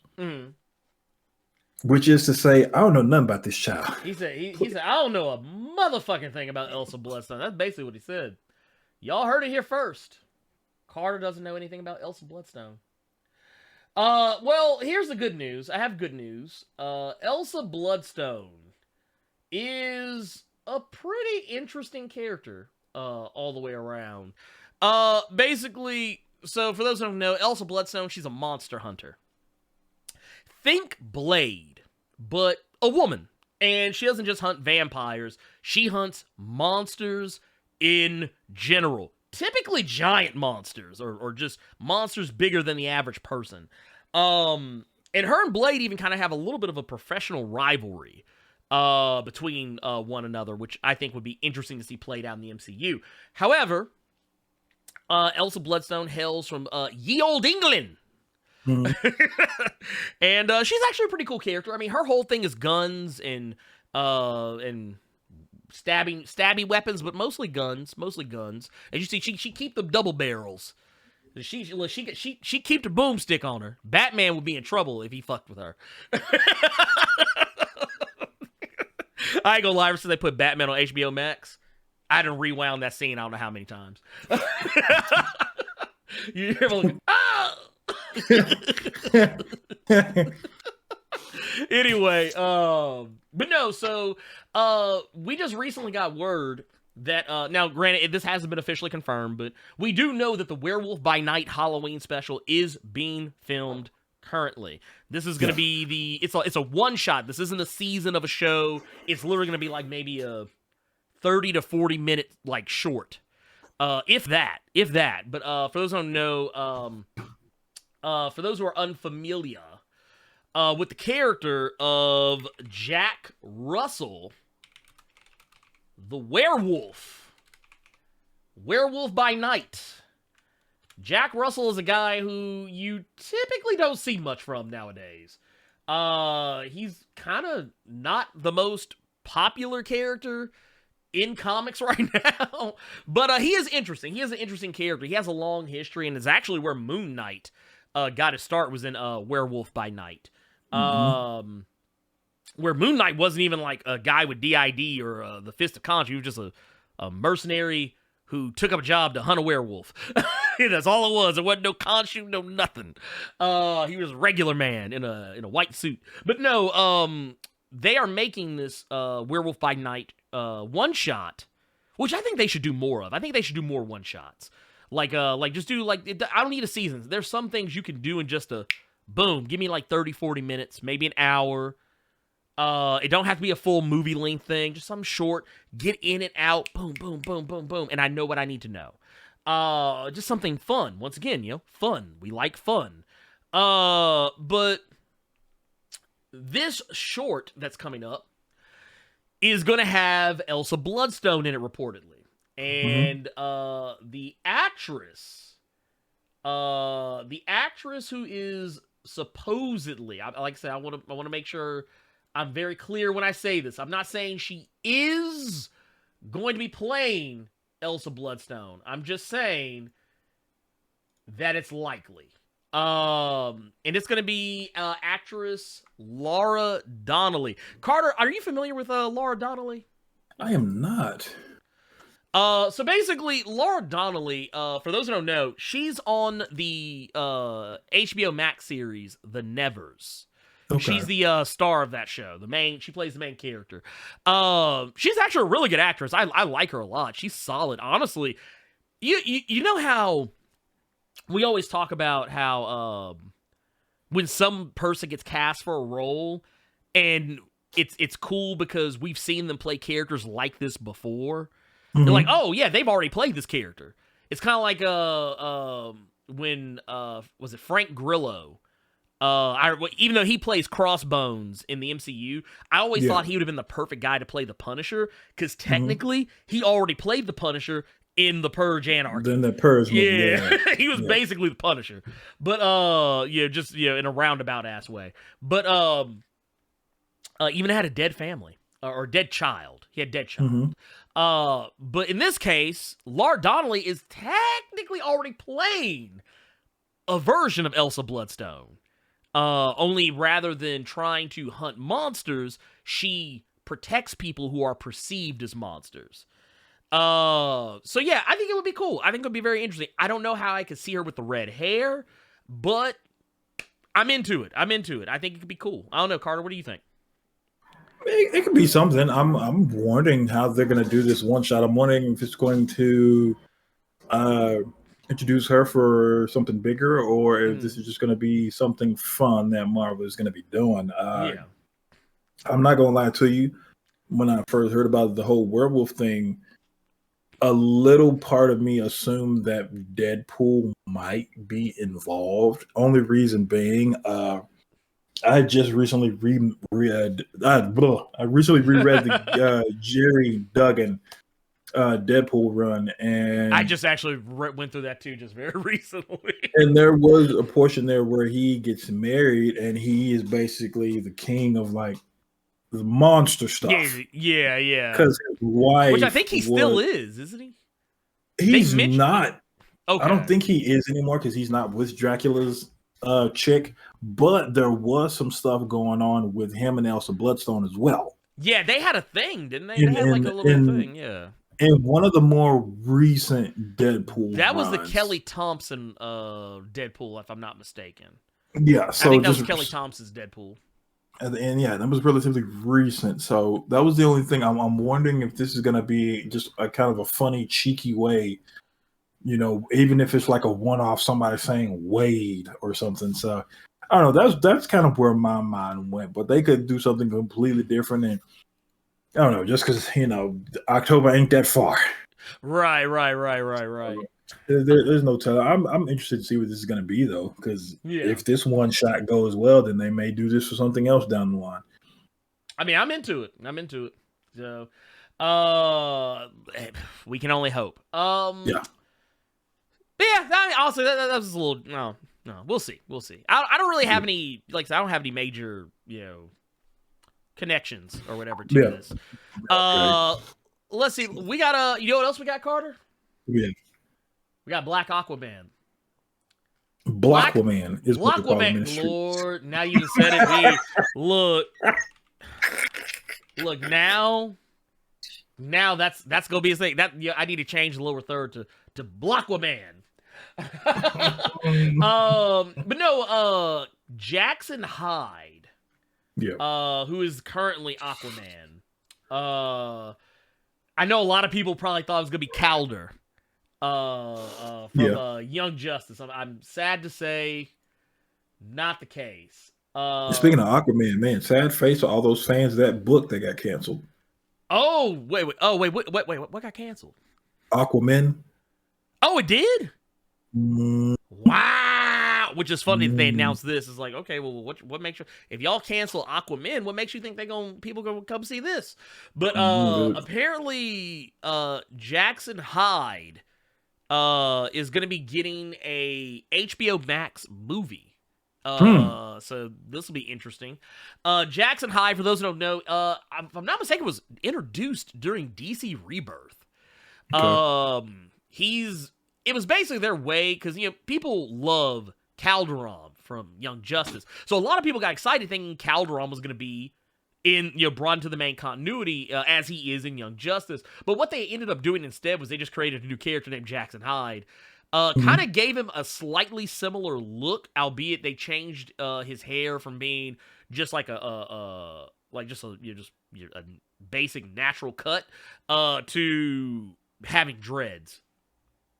But what they're doing is, and the reason why I say I'm certain that it is going to be Jackson Hyde is because a lot of the press releases are talking about LGBTQ representation. And as a lot of people may or may not know, Jackson Hyde is, if I'm not mistaken, I believe he's gay. I don't think he's bisexual. I believe he's actually just plain old gay. But I don't know. Carter, Here's the thing, and I want to be clear. I want to be clear when I say this, and this has nothing to do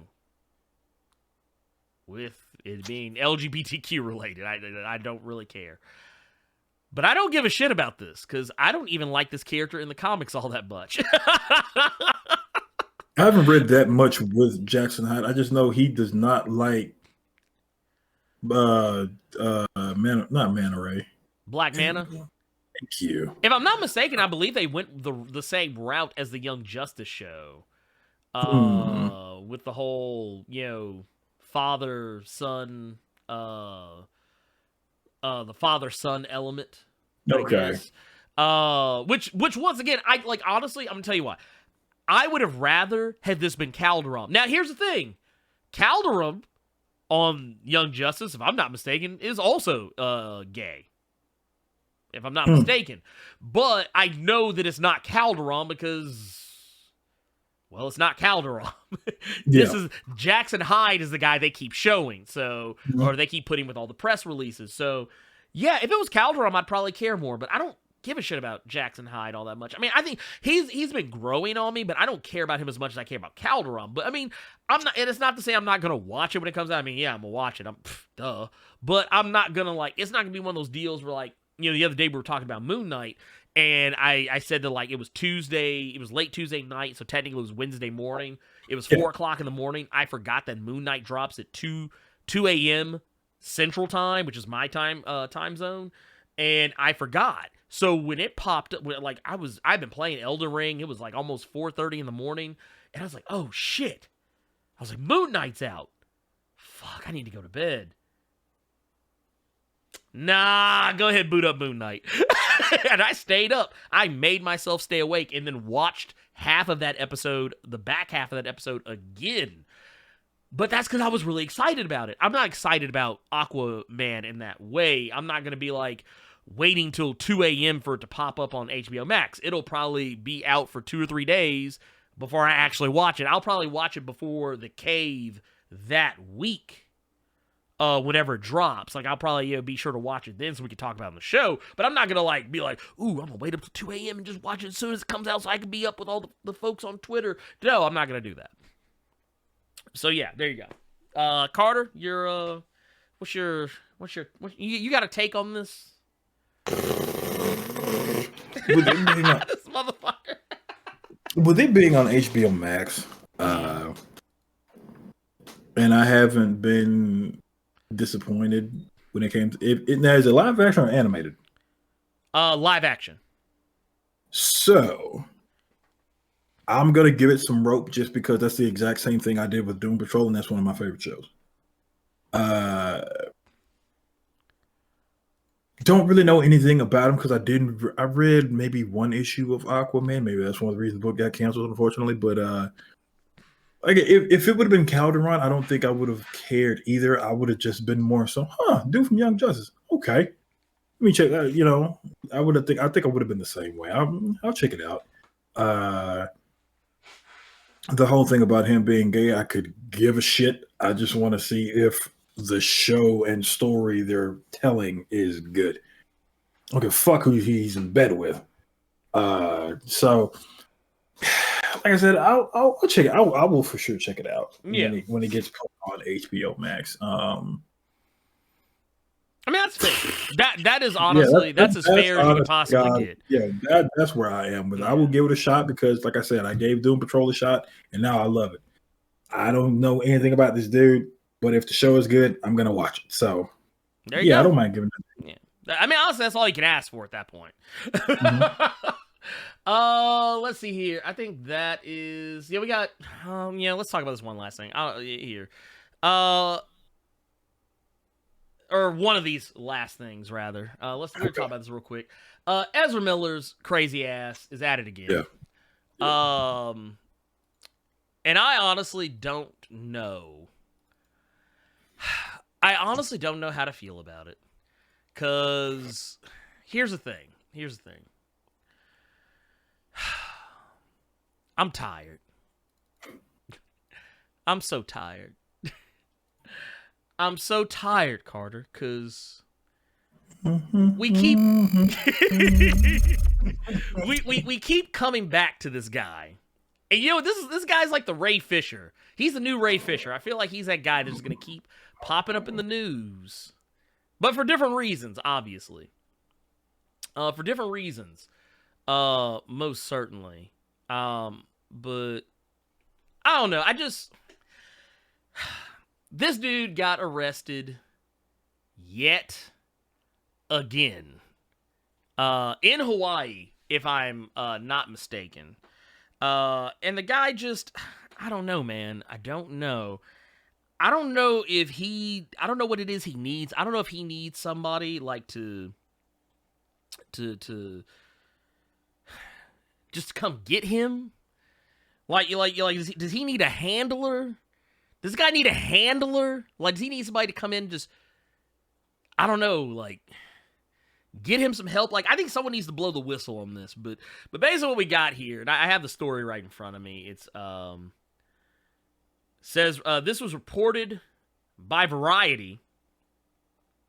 Miller was taken into custody again for second-degree assault less than a month after the DCEU and Fantastic Beast-star was arrested for disorderly conduct and harassment in, was it Hilo, Hawaii? Miller was arrested early Tuesday after another incident on the island in Pahoa, hours before their scheduled appearance at court to enter a plea relating to assault and harassment charges. Which, by the way, I think the couple who filed the restraining order against him had rescinded it. But and I think they dropped their charges. But they said parole officers arrived at a private residence after receiving a report of an assault that apparently occurred during a get-together at the home in the Leilani Estates subdivision in Lower Puna. Says the police determined Miller had become irate after being asked to leave and reportedly threw a chair that struck a 26-year-old female on the forehead, leaving her with a half-inch cut. Says sometime between the alleged incident and the police investigation, Miller departed the residence. The police subsequently arrested Miller at 1:30 a.m. during a traffic stop at the intersection of Highway 130 and Kukula Street in Kiau. After conferring with, and I'm gonna be honest, I'm butchering the fuck out of these names. I'm pretty sure, but I don't care. They said that Miller was released, or say after conferring with the county prosecutor's office, Miller was released at 4:05 a.m. The incident is still under active investigation, although this is only the second arrest. Hawaii Police Assistant Chief Kenneth, I'm not gonna try and say his last name, said Miller had been the source of 10 police calls since March 7th. Carter, I don't know much about the space program, but I know getting the police called on you 10 times in the span of a little over a month is a bit much. It's a bit much. Look.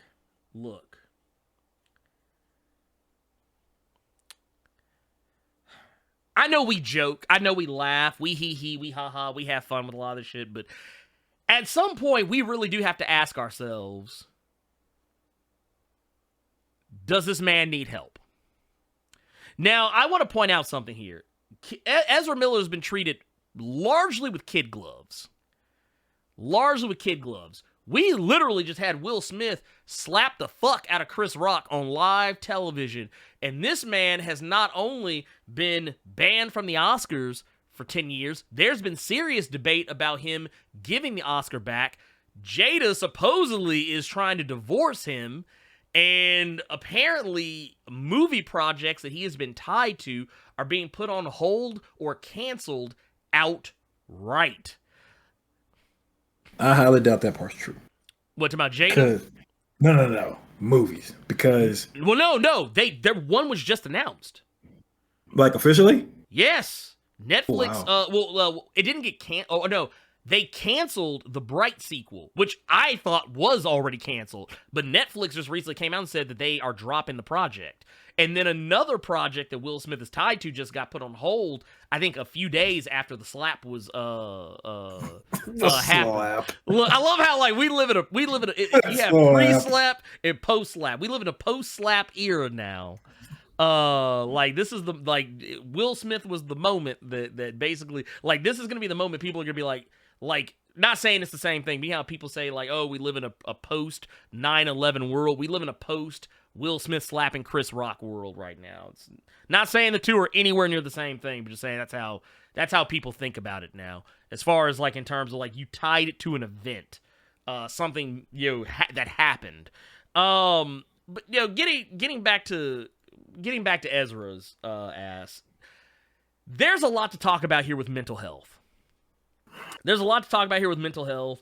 I'm not going to sit here and clown the guy like I have in the past because at this point, and I don't think it's mental health, though. I think it's you think they're just having they get a little too off that white lightning.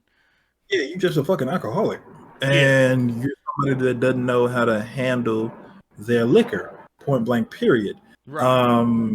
I had somebody ask me when I was streaming, like, I think this is the point where they're gonna let him go. Look, no. Honest to God, and I asked in the stream, was the Flash movie was the film finished shooting? And everyone's telling me yes, it's finished shooting. Yeah, they're not gonna cancel the movie just because he's acting out. Okay, number one, they're not gonna cancel the movie. That's number one. Yeah. Number two, or rather, I'm sorry, since they are acting out, I forget he's non-binary, or they are non-binary. Hard to I didn't know that. Who is and who isn't. I didn't know that. But my point is just that depending on how the movie does would depend on if DC will do something about him. Right. Honestly, I think that's where we're gonna go. Yeah. Well, supposedly, Warner Brothers was like, "Oh no, the rumors that we pulled him aside are not true, or we pulled them aside is not true." But here's the thing, though. Warner Brothers ain't in charge of this no more. They just had a merger. It's Warner. It's Warner. Do you think Discovery Channel gonna cut him loose? Shark Week gonna cut him loose? It's already rumored that they're cutting other shit. This is what I said on stream, and I was being funny when I said it, but I'll say it here just because I think it has to get to that point. Mm-hmm. I don't think Warner Brothers Discovery, DC, Jeff Johns, whoever, I don't think they're going to do anything because I think they're gonna wait for the movie to come out and see how well that movie does to see if they need to put him somewhere. I don't think that's the only way I see them doing something. The only other way I honestly see them doing anything is if Ezra Miller kills somebody. Which that's honestly the next step. He's already assaulted people. He's already injured somebody. Next step is he gonna kill somebody. He has to record it. He has to be in front of the camera showing him do the action. Wait, does he also need to have a copy of him? Does he need to be does he need to be posted up like this? I see where you're going. Does he need to be posted up like this where he got a picture of his social security card? Yes. And he has to say that my name is Ezra Miller, social security number so and so. Yes, my address is da da da da da da da da so and so highway.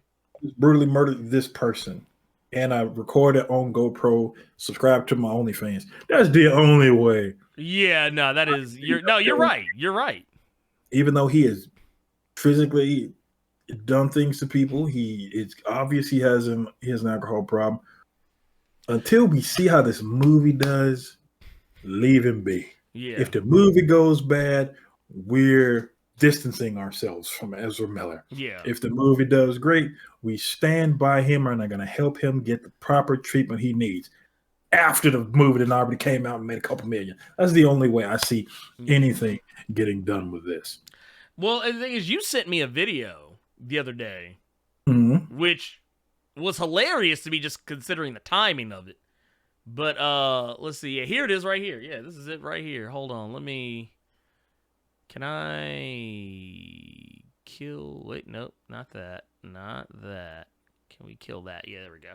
So, yeah, this video right here, this is, and I want to pause it real quick because I want to see yeah, here it is. Like, right. I want to see if we can catch it where it's actually kind of clear because whoever did this, they kind of. Yeah, you just had it for a second there.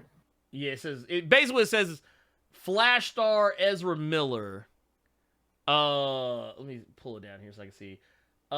Arrested again on the Rio Island is what it says where it's blurred. Okay. But okay, so this is at a party. And apparently someone had the TV on, I guess, in one of the other rooms, or I don't know if that's on somebody else's phone or what. Yeah. But yeah, it's on a TV somewhere. And when you zoom over, who's right there? This man part of me wonders, was this pre-chair throwing? Don't know. Was this pre-chair throwing? Was this him? Is that the chair in question that he yeeted at a poor woman that injured her and scarred her face? We don't even know. Like, I want to see the woman who got a lip. And they said it was her forehead. I was like, did she get her lip busted or her forehead? She got her forehead busted. I mean, here's the thing. Nobody took this shit seriously because, what was it? During 2020, during the pandemic, he choked a woman. And it got swept under the rug. Nobody wants to talk about it. Just now, because of everything that's happening in Hawaii, that footage is coming back up now. It's resurfacing now. Oh, yeah. People are talking about it now. And now this has happened. He threatened to burn some people alive, and he got a restraining order put on him. And now he's throwing chairs, breaking jaws. He acting like this is a tear the club up anthem. We still ain't gonna do nothing about it, but we gonna go hard body on Will Smith. Okay, cool. All right. See, this is what I'm talking about. This is the complexion for the protection is what I'm talking about. Because Will Smith, and I don't even think it's just because I think it's more because Will Smith is perceived as such a chill guy, such a nice guy. But the second he acts in some way that we're not accustomed to seeing on camera, we gonna dismiss the guy. We're just gonna go after him. But Ezra out here actually, he didn't, like, Chris Rock's face is okay. Was he scarred after that slap? Was he scarred? I mean, you can't say that he wasn't. I mean, he probably had a little bruise. Because that slap, it didn't look like it was that hard. I didn't know you meant physically. I thought you meant like a mental. Yeah, no, I'm talking about physically. Did he physically scar Chris Rock? He might have bruised his cheek a little bit, but, I don't think Chris Rock had to go to the hospital and get any stitches after that soft ass slap that he took. Because I don't even think Will fully connected. You bring on the videos we were watching. No, I seen that. I seen that. I rewound it like good 2-3 times. He connected. Okay. Okay. Well, I mean, I'm not saying he didn't connect. You know how? I think what happened was he did a clubbing blow.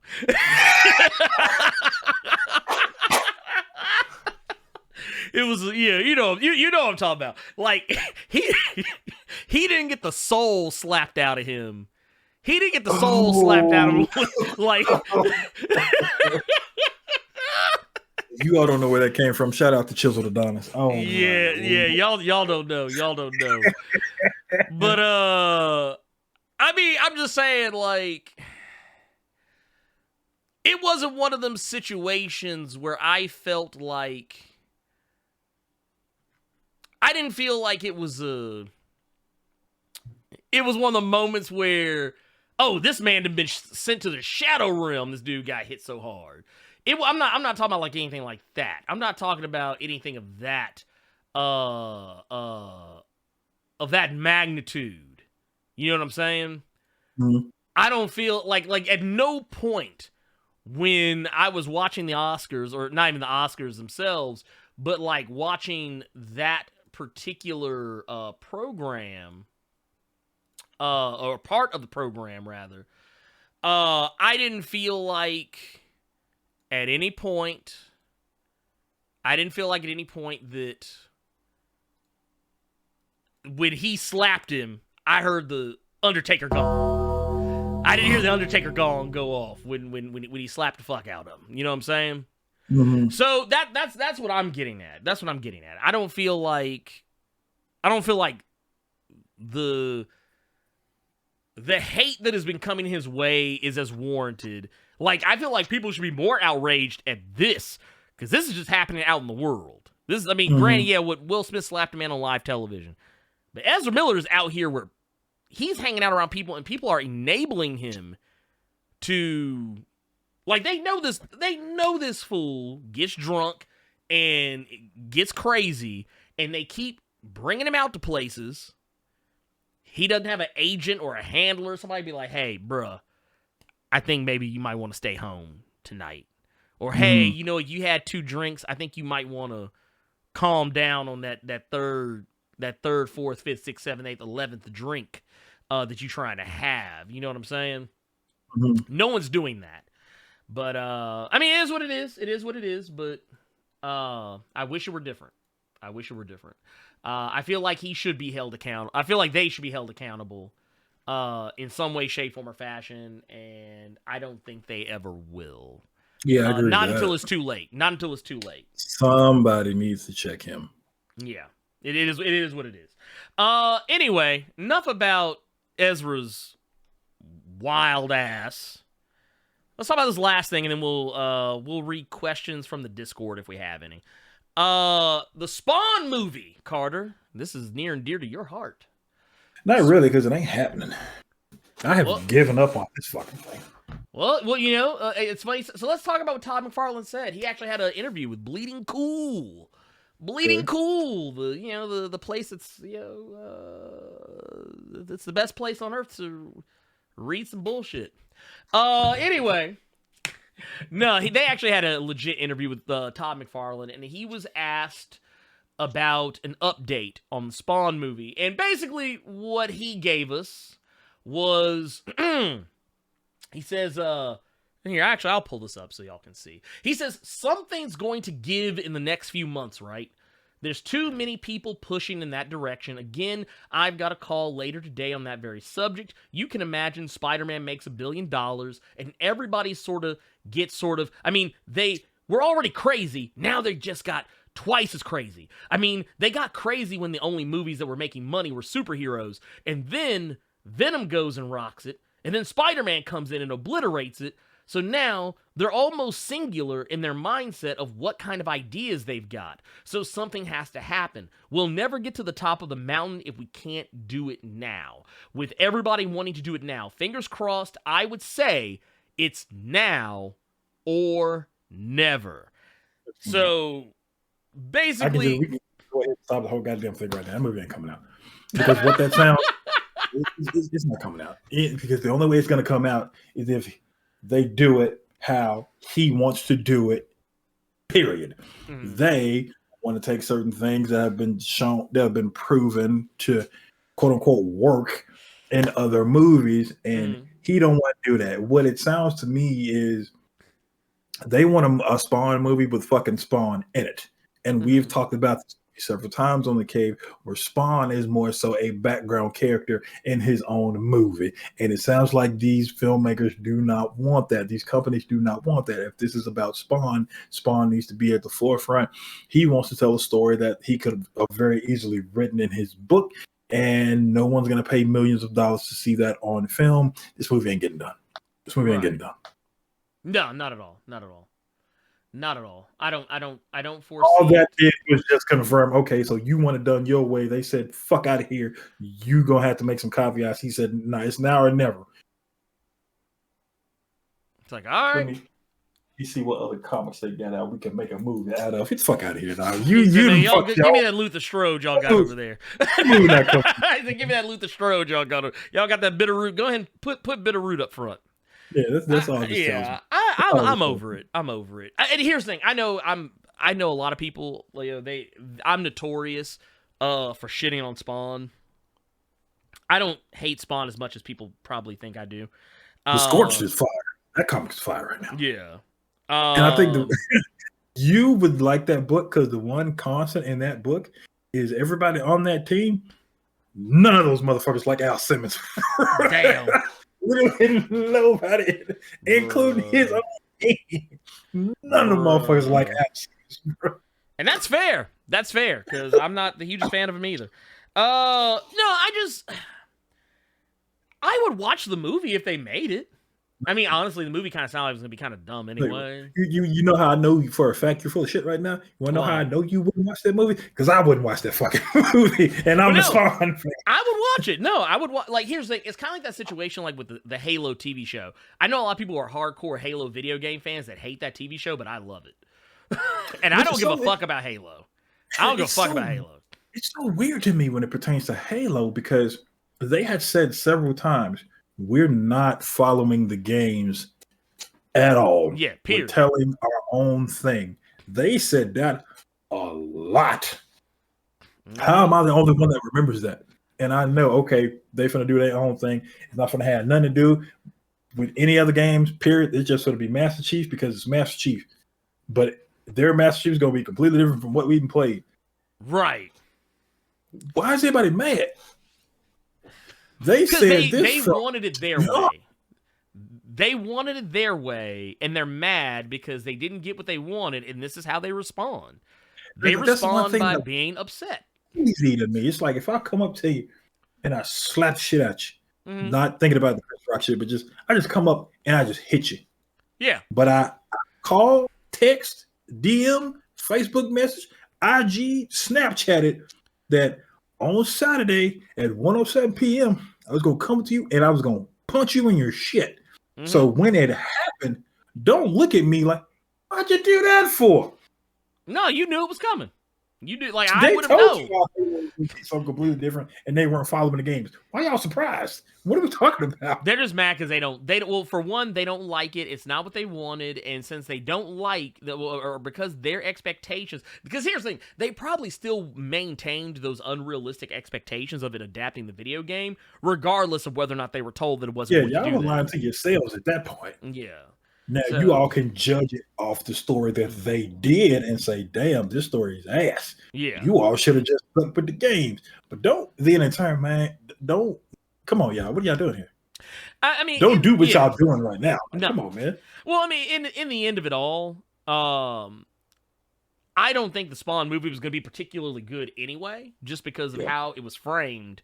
The way Todd McFarlane framed the way he wanted the movie made, and it was that Spawn would be a background character. He would, I think he even said that Twitch from the duo, the Yeah, top duo Sam of and Sam and Twitch. Twitch. It's gonna be more movie with them. Yeah, and more Twitch than anything else, because if I'm not mistaken, he said something along the lines of that there's 2 major roles in the movie, it being Spawn and the second being Twitch. I don't even think Sam's gonna be there, or if he is, he's gonna be like a even more of a background character. Twitch was the more he was the more forefront one. Yeah.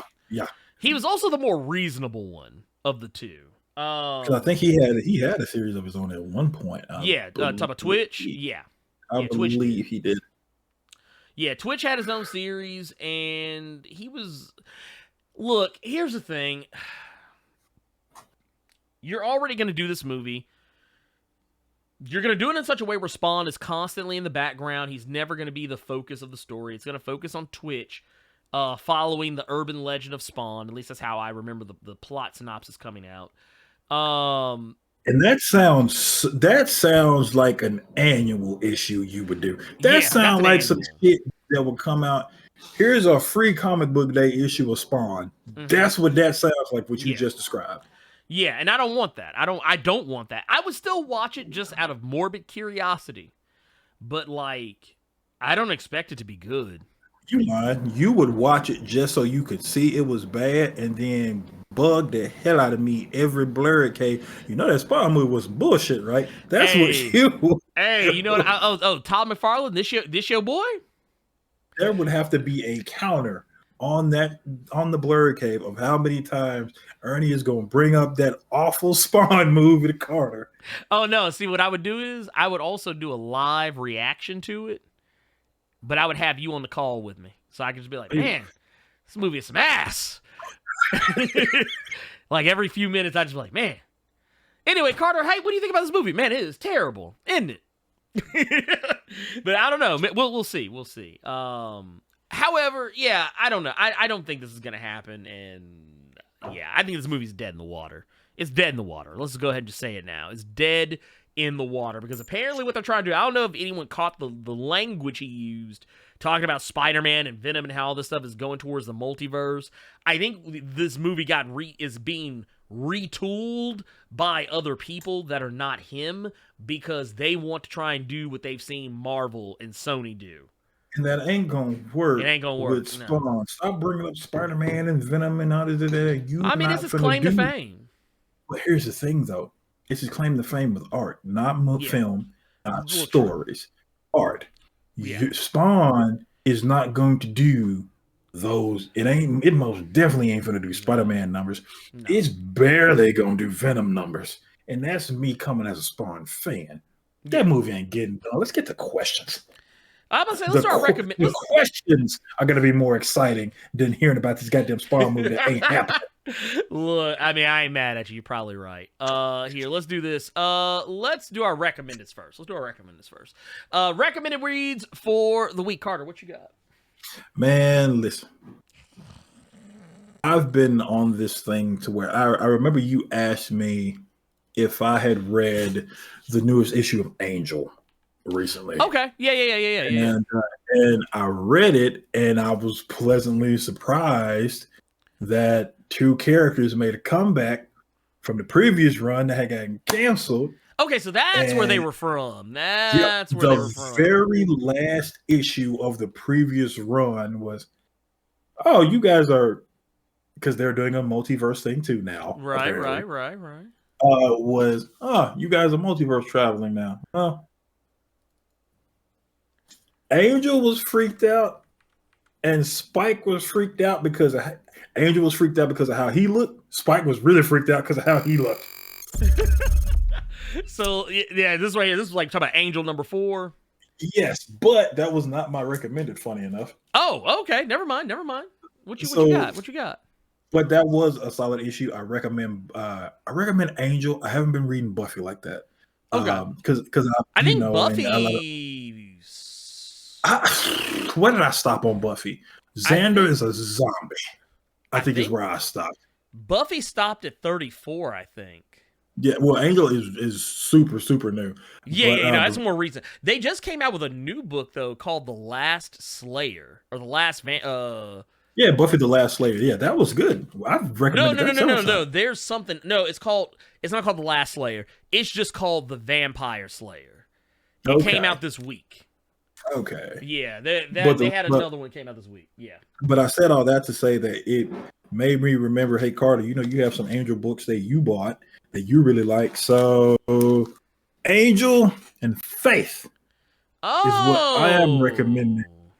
Angel and Faith was when they were still with Dark Horse before Boone got it and rebooted the whole boat. Okay. Yeah. It was a really good series. It was 5 trades worth of storytelling. The basic premise of it was during the Dark Horse Buffy run, Angel and basically mind control shenanigans. Long story short, he killed Giles. Giles is dead. So this entire series is basically him getting Giles, doing all these different spells, going into purgatory, what have you, and Faith is helping him to get Giles' soul back so they can bring Giles back, period. Okay. And what ends up happening in this story is they don't have anywhere to put Giles' soul except one spot, Angel. Oh, because he doesn't have... Oh, okay, yeah. Here's the thing, though. With doing that, there's also... Angel has somebody else in there with him. Angelus. Oh, okay. Gotcha. So now you're going to have basically Angel slowly losing himself because the Giles soul is in there. Then you got the Angelus trying to take over as well. And then you meet Giles' aunts who are fucking hilarious. But yeah, these are really good. These are really good. Angel and Faith, I highly recommend them. I have them in trades, and you see how much of a nerd I am. I started bagging, boarding fucking trades at one point. Damn. Not boarding, just bagging. Just bagging the motherfuckers. Hated when the ends would get bent. Yeah, I don't like that. I don't like that at all. Like when you showed me how that damn soccer book looked, I was so happy that I bagged my shit. Dude, I'm still mad about that. I still haven't replaced that either. Like I just took a read. They sent me 2 fucked up books, and I just sent them back. Cause I don't know if I told you. Yeah, so they sent me one book. That was the one that was like tore the fuck up. I sent that back. They sent me another one, and that one was beat up. And I just looked at it. I sent that one back, and I didn't even ask for an exchange to get another one. I just said, just give me my money back. It's not crazy, man. I told you. Yeah, no, that's what I'm gonna do. When I get paid, I'm gonna hit up In Stock Trades and pick it up. I might actually go buy Comics and Collectibles and see if they have it. If they have it, I'll just I'll hit them up. But if not, if they don't have it, I'll just go to In Stock Trades and be done with it. What you recommended, bro? Well, we actually already talked about my recommendation earlier, so this will be quick. My recommendation for the week is the Jeff Lemire, Greg Smallwood run of Moon Knight, issues number 1 through 14. I'm not going to recommend the issues that came after with Matt Benz, not because I don't think they're good, just because that's where Moon Knight gets really fucking trippy, and it might be like unless I'm off that edible, I can't read them. But yeah, I'm going to recommend this because I actually went back and reread these 14 issues. I actually had read them before when I actually did the video for Moon Knight, but I've recently gone back as of like maybe 2 days ago, like right after the episode came out, and went back and reread it again, and it's still mind-blowing. It's a solid series. It's crazy. But yeah. That's that. Let's get into questions from the Discord. Let's get in questions from Discord real quick. I actually got them pulled up right here. We only got a couple, so this will be really easy, very quick. We got one from the Triflin Titan. Says, what would y'all think if Marvel Studios made a rockumentary type movie for Dazzler or Ecstatics when the X-Men make it to the MCU? Basically, it would play out like your typical biographical movie for musicians. Think movies like Get On Up or Straight Outta Compton, but in this case, it's fictional and features mutant and X-Men shenanigans. That would be... that would have... I mean, you couldn't make that as a serious rockumentary. No. Have to be... Like, I tell you what you do. If you do it that way, but maybe add in, like on The Office or Parks and Rec, where or more recently Abbott Elementary, where you have the characters addressing the camera, or having like the confessionals where like they're off to the side and commenting on something. Yeah. Like if you do it like that, I would be into it. I'd be into it. You'd have me with that one. I just imagine Dupe doing that. That would be funny. Oh, dude, that'd be awesome. I would be into it. Like if you did it about Dazzler, you could do it in more of a traditional, like kind of like as they said before, doing it as a rockumentary, by way of like Get On Up, Straight Outta Compton, Bohemian Rhapsody, so on and so forth. I'd be into it. But if you did it for the ecstatics, I would want it more like The Office or Parks and Rec. Is where I'm gonna is where I'll go with that one. And then our last one. This one is going to be a really easy one.